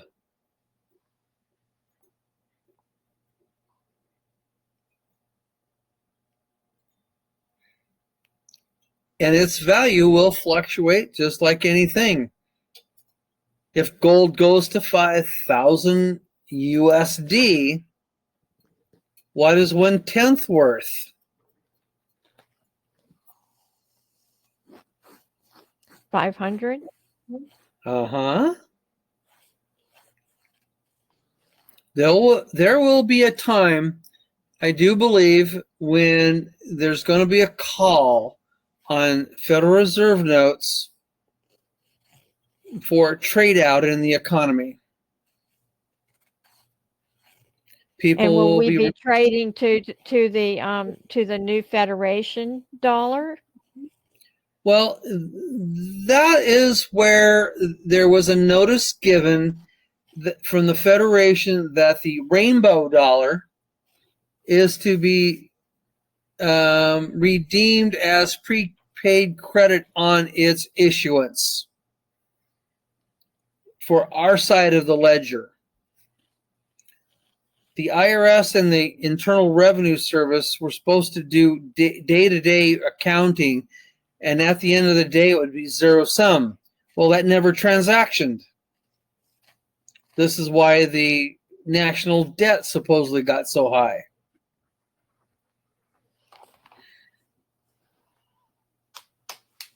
But if the daily accounting actually happened, there would be no such thing as national debt. And since they owe us so much because they traded out the FRN 1-to-1 to 1 US silver dollar, So they traded out an actual asset based on silver for a nondescript IOU debt instrument.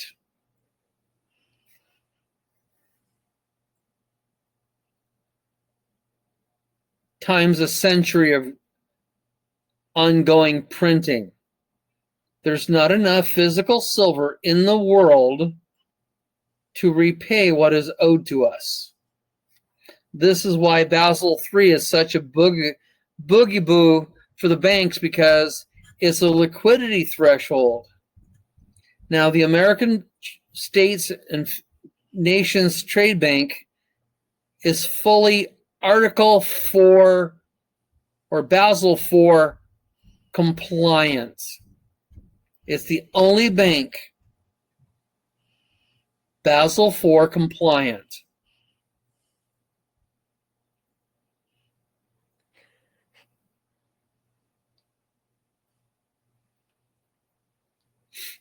Well, are they dealing with the new gold backed dollar? That's what the Federation dollar is. Gold back, 1/10 of an ounce. Okay, and so that, do you have any of that? No, I have not. And I have volunteered to go run the mint or a Oh, mint. okay. That's one way to get it going. Well, with a 35 plus year background as a machinist, I can set up all kinds of equipment. Yep.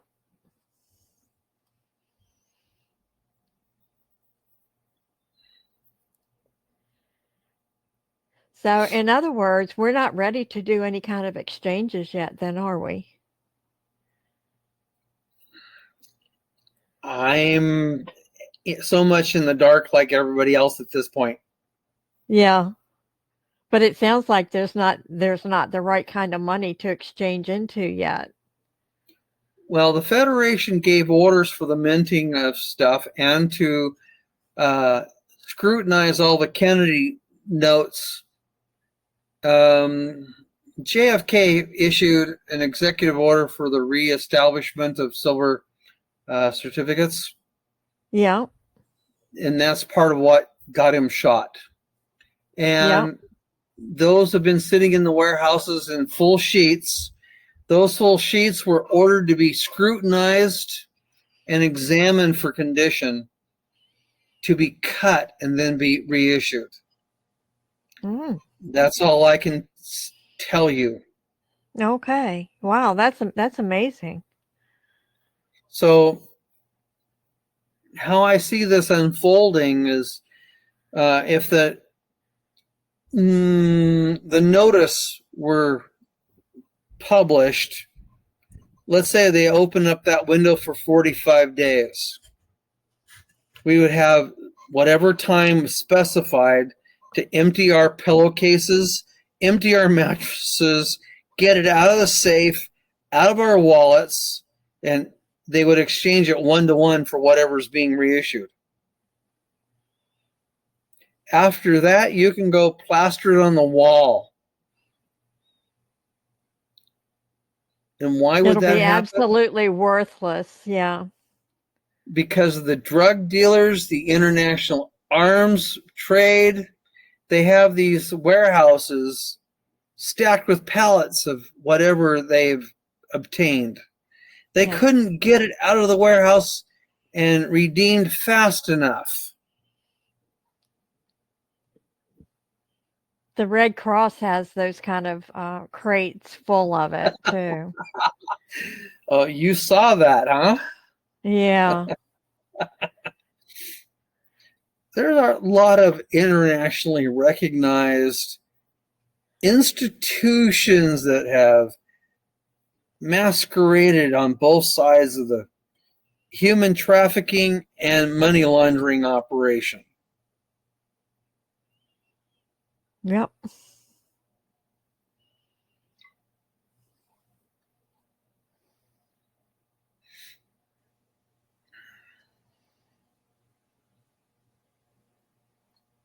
It's going to come out. I can't wait. I just can't wait. I'll be honest with you. There's so many people that tell me, "You're just full of hot. You just don't know what you're talking about." I'm waiting for Pizzagate. Yeah, yeah, yeah. Get that out there, Oh, because I told my family all about Pizzagate, and they thought I was crazy. There's no way, they said. well, so are you a hazelnut, a cashew, an almond, a walnut? Because you sound like you're nuts. Yep, that's what I am. I'm That's what nuts. they all think. Yep. Uh-huh. So I'm right there with you. I became the black sheep castaway. And I see a time when so many people around us going, you tried telling us about this thing, and we didn't listen to you back then. How did you know?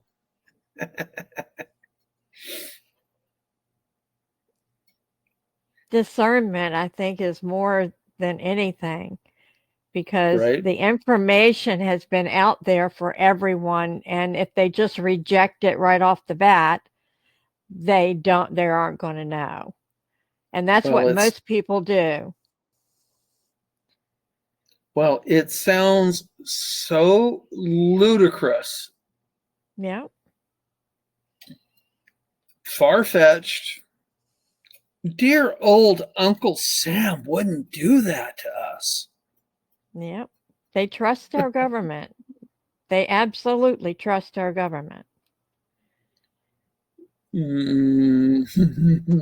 And after working with so much of the government, I just had more discernment than they did, in terms of whether I thought it was true, or if I thought I just rejected it. They just rejected it. And I could see that there could be truth in what I was hearing. So I, did more investigation, I guess. Yeah. Well, once I got a hold of my individual master file from the IRS, once you see it, you cannot unsee the truth. Black, white, warts, and everything else, the truth is still the truth. It can be uglier than garbage, but it's still the truth. It can also be inconvenient to one's value construct.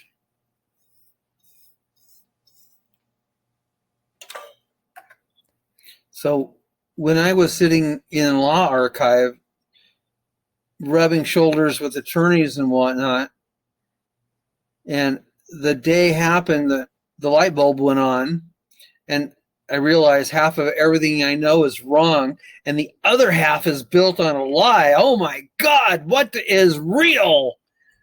Well, I know how to tie my shoes.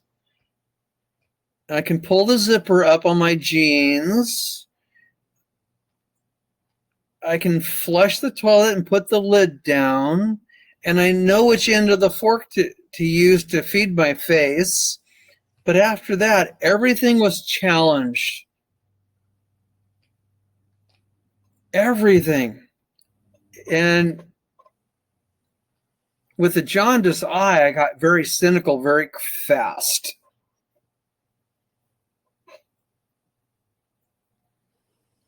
I kept asking the question, how did this come to be? By what authority did this get made or happen or come into existence?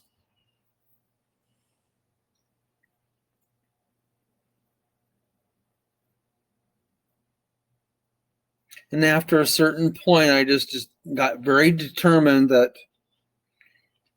I would rather be part of the solution, standing on my own 2 feet,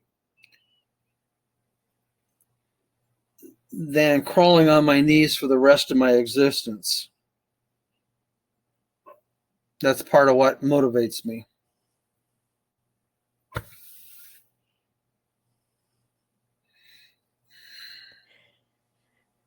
Well, I remember telling my sister about Lincoln and everything that Lincoln did, being part of the bar and being elected president and writing all these executive orders to correct everything that he was doing that was illegal against the Constitution. And then I told her about Jekyll Island and the Federal Reserve. And I told her also that we are all slaves now. And she said, well, maybe you are, but I'm not.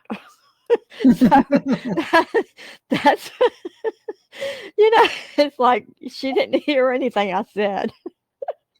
Well, when they gave us the birth certificate, they made us stockholders in this corporate wherewithal. But because of how the education system works, we're not taught that to think that. Mm-mm. And I spell school SKOOL. That's how it sounds. Yep. Because none of us are truly educated. We were spoon-fed whatever we were taught from kindergarten to 12th grade. And then those of us that went on to college got whatever was demanded inside that degree. Whether it's an associate's, a bachelor's, a master's. A circle has 360 degrees in it. So how many degrees of that circle to come full circle do we really possess? Not enough. And that illustrious doctor's degree, that PhD, well, if you phonetically utter it, PH, just like elephant, and then put a D on it, what does that sound like? Yeah. And so when you take the C off of child and put it with a K and say children, yeah, it suddenly warps your comprehension and your understanding. What does Black's law say that is? What is the definition of that in Black's law? Oh, hang on here for a second.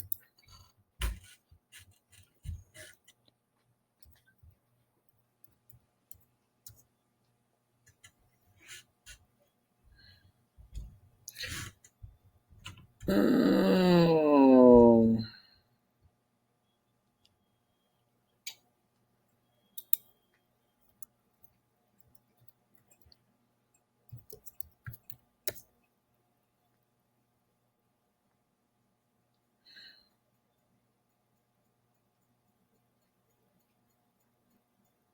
In general, the term child refers to a minor, okay? Someone who is below the age of majority, which is usually 18 in most states, and that is in the federal jurisdiction. In the land jurisdiction, that would be called the age of majority, and it's 21.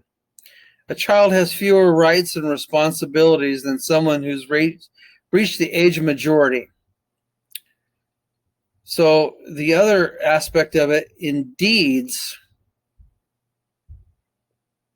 the word children signifies the immediate descendants of a person. In 1858, second section of Congress, they redefined the word person from the everyday understanding of man or woman to that of a business entity. They also redefined individual.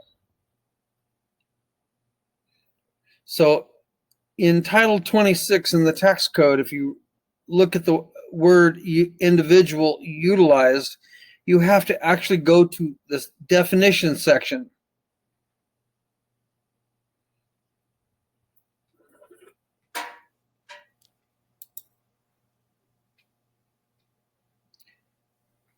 So under the Code of Federal Regulations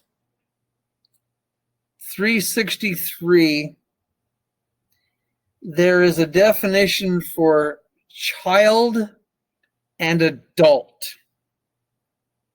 but it's your relationship to an entity. Those who do not have proper comprehension do not possess the wherewithal to avail themselves to all of their rights. And therefore, they have to hire an attorney to represent their rights because they're incompetent before the law.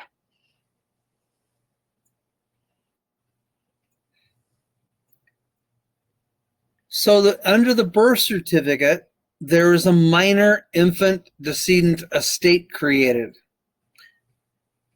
When one becomes competent to handle their affairs, they become the adult. And there is a procedure established to take control of the minor estate as the adult.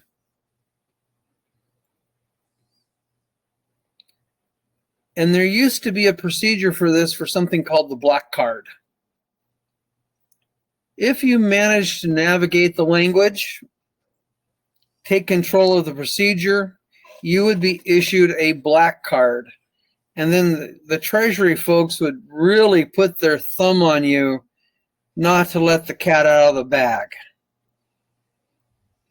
Well, the Federation wants to rip that illegal weed out of the ground and put it into the fire so it never takes root again.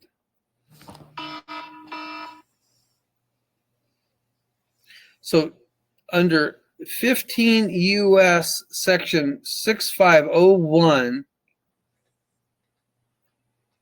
the term child means an individual under the age of 13.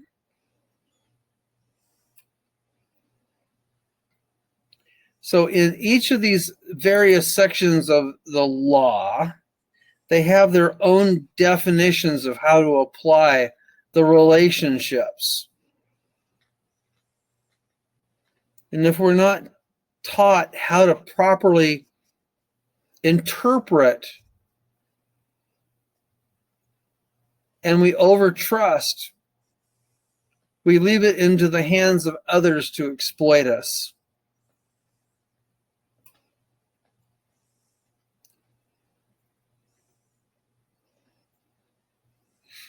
I'm firmly against that exploitation.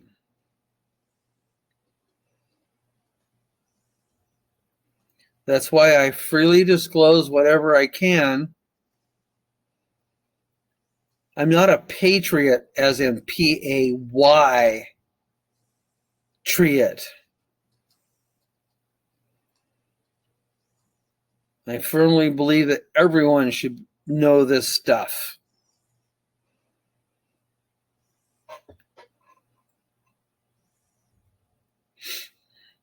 And when it becomes common coffee clutch discussion, I will know I have done my job.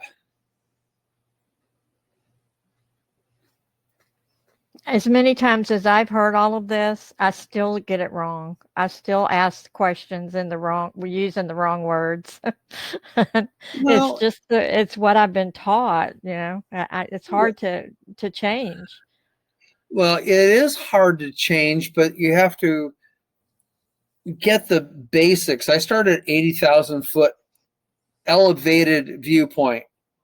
The entire system works on faulty language and admissions and confessions. So the nature of the words we were taught to use is the problem. And no one gave us a clue. Here we are, we're playing checkers, and the attorneys in the courts on the other side are playing Parcheesi. And we wonder why everything looks so messed up. About the time we get the hang of it, they change rules.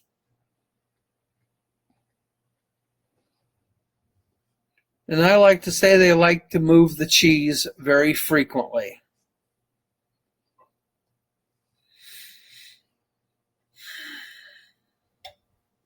And why are they dealing with cheese? Because they're a bunch of rats.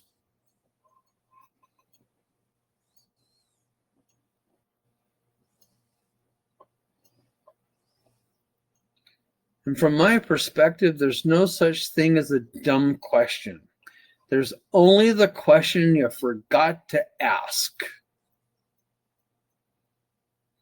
And like Homer Simpson used to say, oof! When he realized he should have done something or asked something.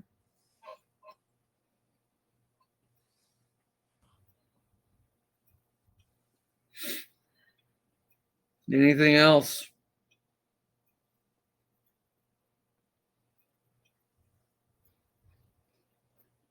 Well, is there anyone else that has any questions? I've just been full of them tonight, but does anybody else have any questions?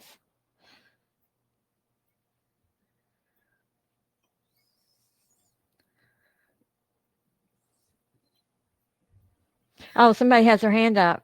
A couple of people have their hands up. Let me give them a right to speak. Allow. Okay. I just gave J29 and Maha Q both have the right to speak now, so you can unmute yourselves and go ahead. One of you go ahead and ask your question. Let's start with Mahak.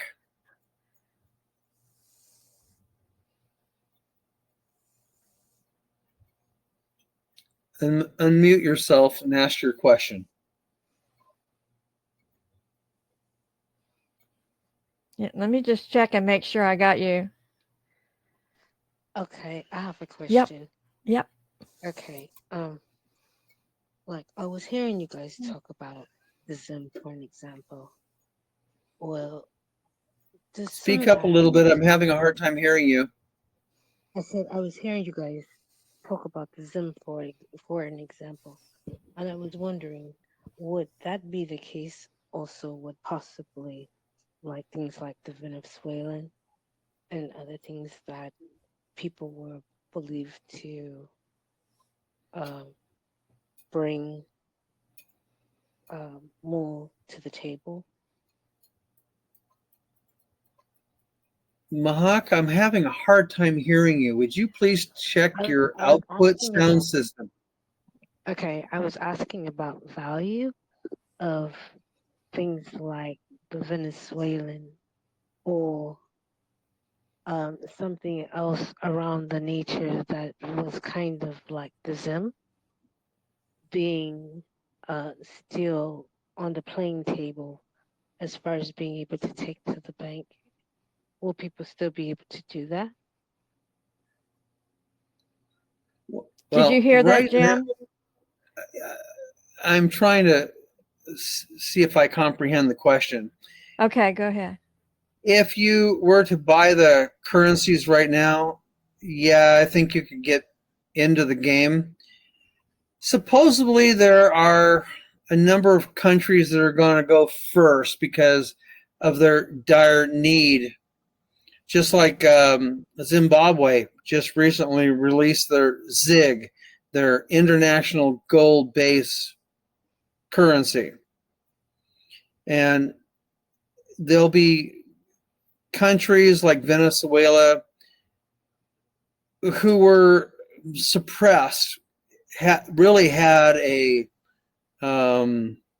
deep state thumb pushed on them. And I think they're being given the first opportunity to rebound in a basket. So if you were to go out and acquire currency right now, I think you have that opportunity. But there's a lot of speculation that if we all, in our respective baskets, went out the door 1-to-1 in relationship to each other, let's say there's the first basket, I've heard like 29 countries in it, and the second basket having some 35 countries in it. I honestly don't know where America sits in that lineup.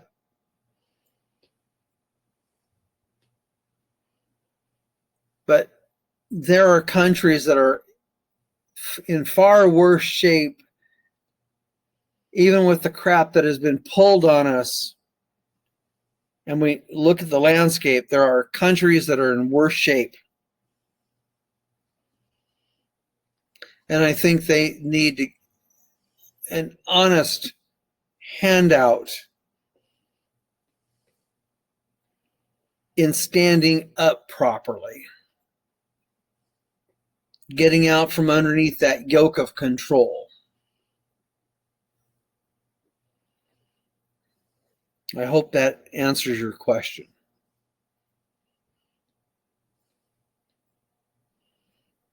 Thank you. You're welcome. J29, unmute yourself. Hi, thank you. So I just had a question. So when we decide that we want to come home, how long does it take to untangle yourself from the corporation?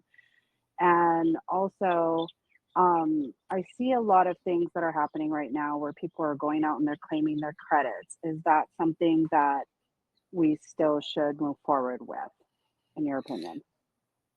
Okay, first of all, it's a one-page declaration that you're reclaiming your God-given birthright from the state of which you were born on. That document has to be processed either by a notary or a recording secretary. Now, a public notary can process it, but a recording secretary receives it for record. And then you need 2 witness testimonies. And basically what this is 2 people that are willing to step up and say they know you. So those documents are upstream in the thread. So these people are, and then you put 2 passport pictures on these witness testimonies. And these people go to the notary and they're saying, you see this picture? I know this picture. And I know this picture by this name, and I've known them for 7 years. And the notary processes the paperwork. Then you come to a recording secretary on your state. And when you come to them, you need to bring a scanned copy of your birth certificate and the original. The recording secretary will look at the 2 to compare that they are copies of each other. You get the original back. The reason we need the copy is it allows us to make claims against the bankruptcy proceedings on your estate. That opens the door that you're now recognized as a national. So there is a small fee charged for the recording, and there's a small fee for the international posting of the record. Now, once that international posting is made, the entirety of the world can check on you and verify, my God, J29 is an actual declared American. Okay. Well, so the Declaration of Independence isn't dead. And in reality, that is what the contractors attempted to do to us, to make the Declaration of Independence null and void by way of private contract. So if you look upstream on the Constitution channel, there is a document there. Pull it down, and you'll be able to look at, do I have a driver's license? Do I have a birth certificate? Go through the list, and you'll see the elements of contract you have. You have to unwind your contractual obligations and take control of them. Now, as a woman, you have more contractual things around you than the typical man does. So every type of name you've ever utilized in your life, you need to take control of and reclaim them. So if you've been married once, twice, 3 times, you have all of these styles of names to reclaim. If you've been adopted, you have names to reclaim. If you're an artist or are an author under a pen name, you have names to reclaim. And you're going to take them from one jurisdiction to a different jurisdiction and place them in dry dock. And you're going to treat these names just like tennis shoes. So you have tennis shoes by Nike, Reebok, Skechers, and you might even have a pair of Gucci's in the closet, by the way. And no one gets to walk in your shoes without asking your permission and paying you. And yes, we'll teach you how to do that. It's called a deed of reconveyance. And then if you have little ones, you need to do a baby deed on the little ones to reclaim any of the names that were used around them, so that when they become 21, they can assume full control of all that stuff.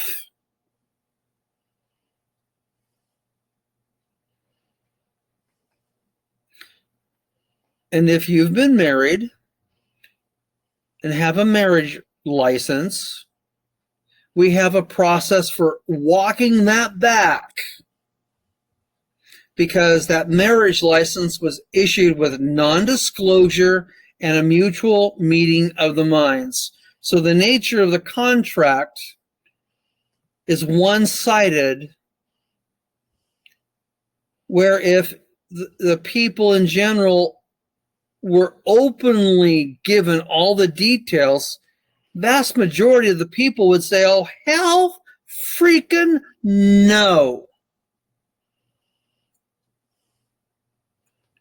And yes, there's the difference between a legal marriage and a lawful marriage. And yes, I'm someone who can perform a lawful marriage.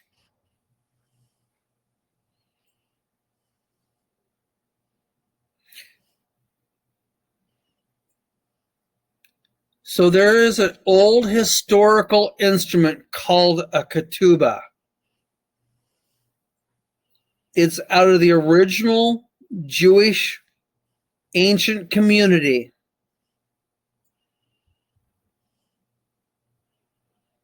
I would highly recommend people go and look it up and study it. It functions by family mutual consent, where the father gives the hand of his daughter to be the bride to a man, with a stipulated understanding. And then that relationship is then recorded in the family Bible. The Geneva Bible is the Bible of the land, versus the King James Bible being the Bible of the sea.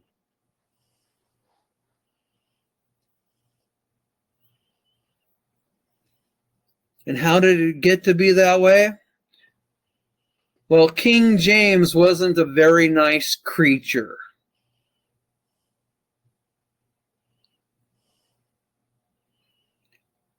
Our ancestors brought the Geneva Bible into America. And then the King James came in. In the King James Bible, anything that's put in the family genealogy section is recognized as a lawful instrument in court and cannot be overturned. So if you have your family lineage recorded in the book, it stands as law. Now,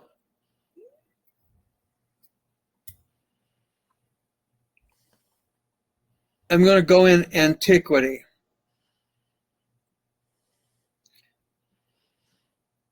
Someone was given a job by God to go out and name the beasts of the field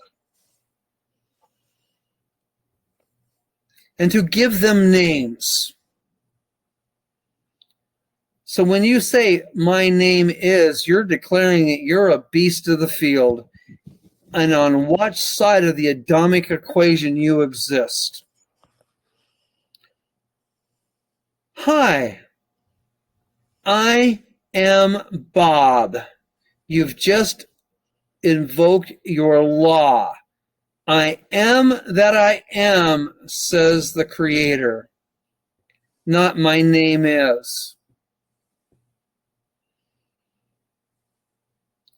The entire system works by admissions and confessions, by the choice of the words you utilize out of your mouth.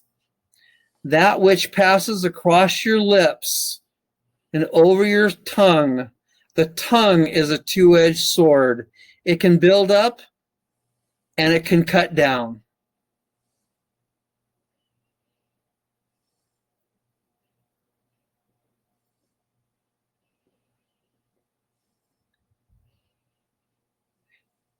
With the use of I am, you've invoked your law. You're on the Adamic side of the equation.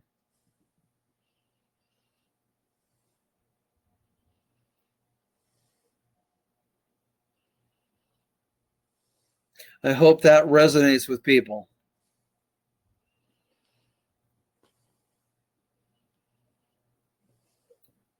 Next question.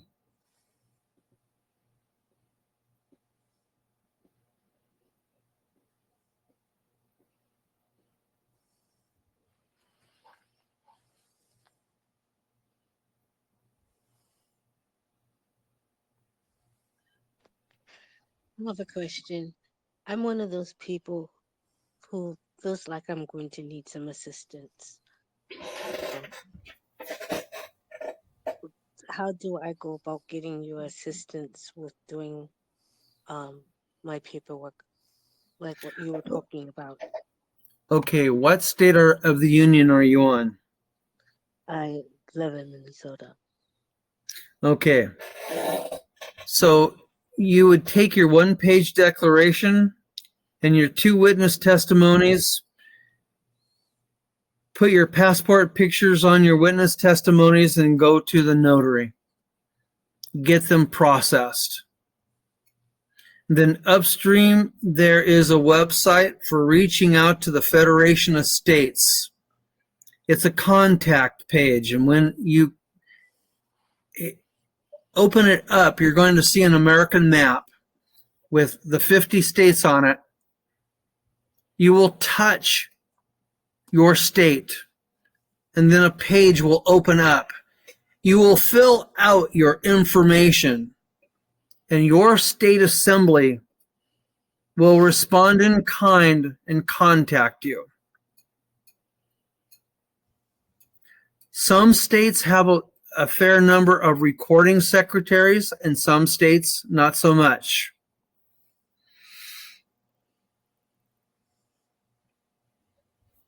Be patient. Okay? I just recently reposted on a platform that the states need better responses to inquiries.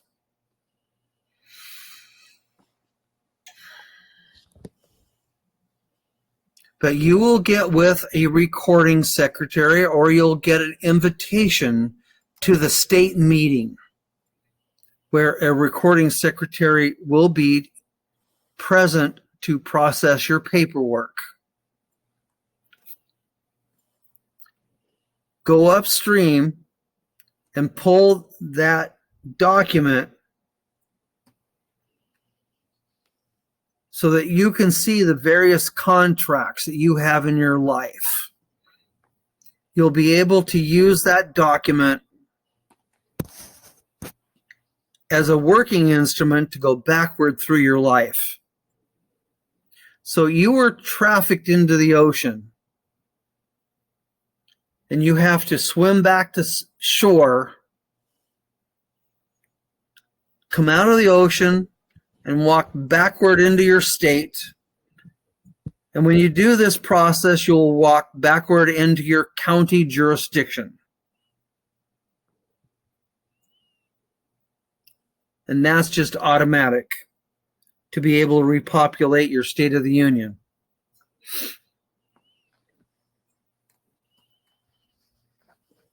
I hope that satisfies your question. Yeah, that satisfies one of my questions. Because my next one is, how would I go about doing New York City? Say that again, going about what? New York City. Well, if you're on Minnesota, what does... I have one family member that's Minnesota. My Okay. original one is New York City. Okay. So if you were born on New York, you're reclaiming your New Yorker status. Even though you live, let's say, in Minnesota or Florida. I am a Californian. I reclaimed my Californian birthright, even though I have lived on Washington since I have been 6 years old.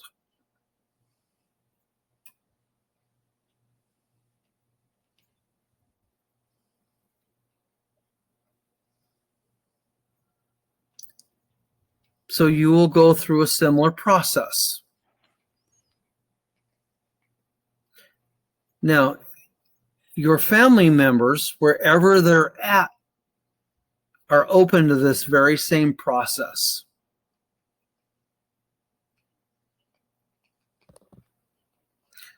You would share those documents, have them go to a notary in New York. The notary would sign stuff. And then you would reach out to the New York Assembly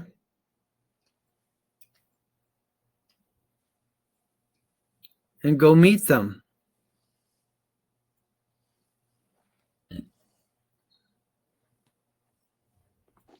Okay. Are any of these documents in the room? Pardon? Are any of them what? Are any of the documents you're speaking about in the room in files at all? Yes. So let me go upstream in the room.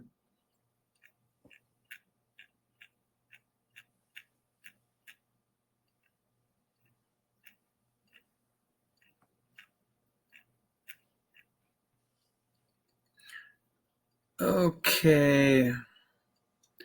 September 28th.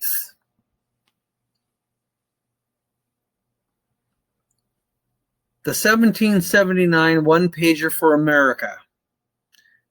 And then right underneath it is the witness affirmation form for the notary.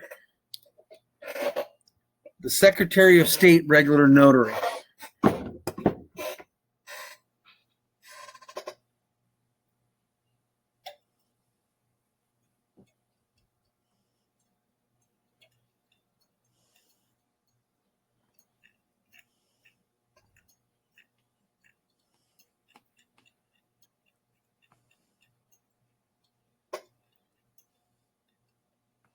So I hope that helps you.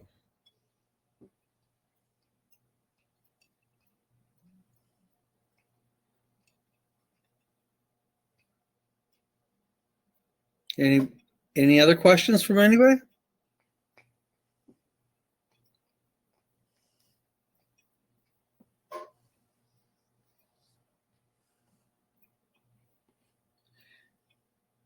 Well, keep a stiff upper lip, smile a lot, keep everyone guessing what you're up to.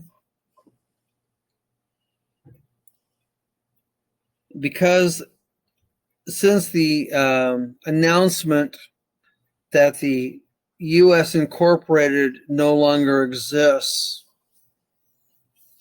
and American land law is back in session, you're going to see a lot of institutional enterprises called government adjust their behavior. Many of the three-letter agencies are suddenly going to correct their behaviors, and a whole bunch of them are going to cease to exist.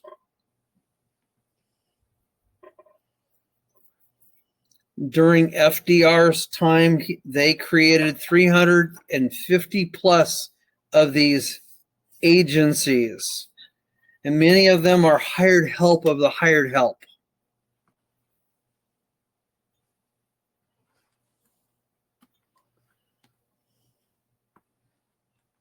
And all of that miscellaneous taxation is going to go bye-bye.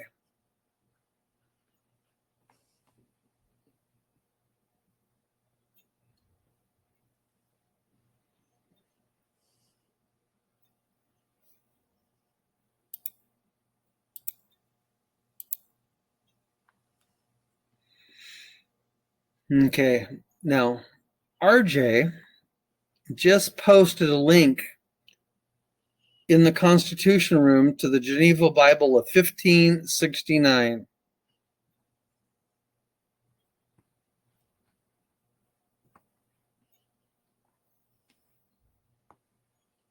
I do believe that was the last issued Geneva Bible. There's 1560 and 1569 versions of it.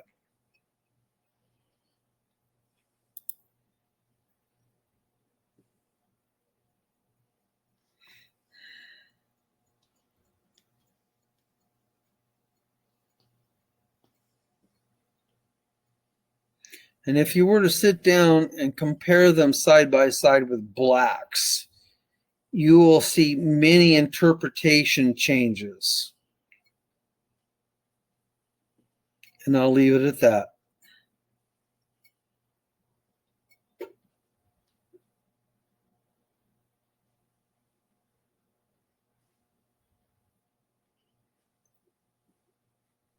Thank you.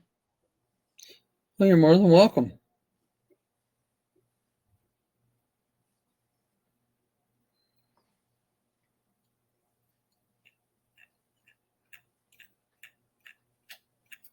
So does anybody else have anything they want to banter about?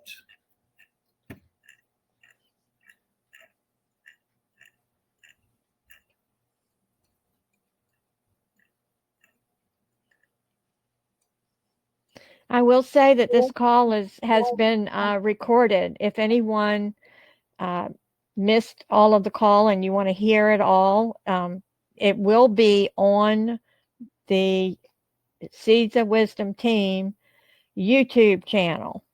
That's where Salty will be posting it. Okay. And I will give you a link to that. I'll put a link to that down here. Well, thank you very much. Now, back in September 28th, there is a connection page to the AmericanStateNational.org.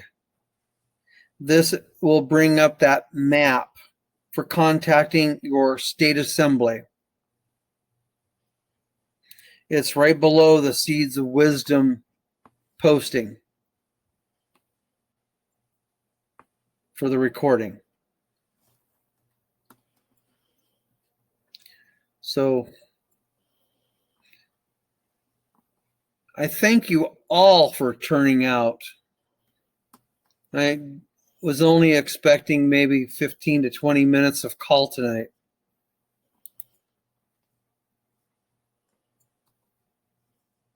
I do hope I have helped you in your journey.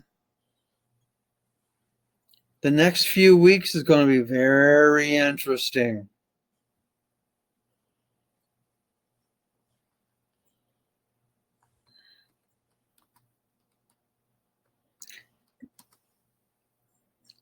I hope you do go out and stock up a little bit because we're supposed to have an event. Think of going on a 10-day vacation in your living room. Do you have the supplies on hand to do a 10-day staycation in your house?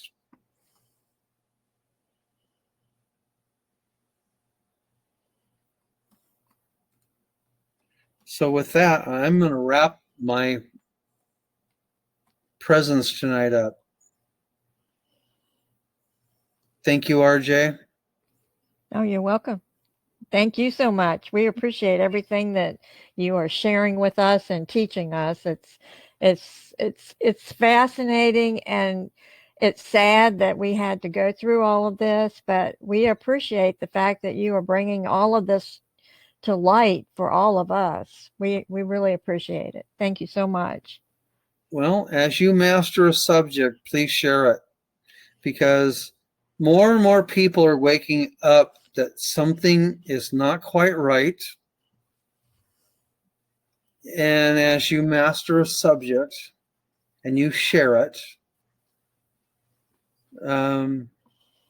you help light up the world. Go forth and be that light. Be the salt of the earth and be the bringer of change that you want to see in the world. And do it with a smile. Thank you all. And good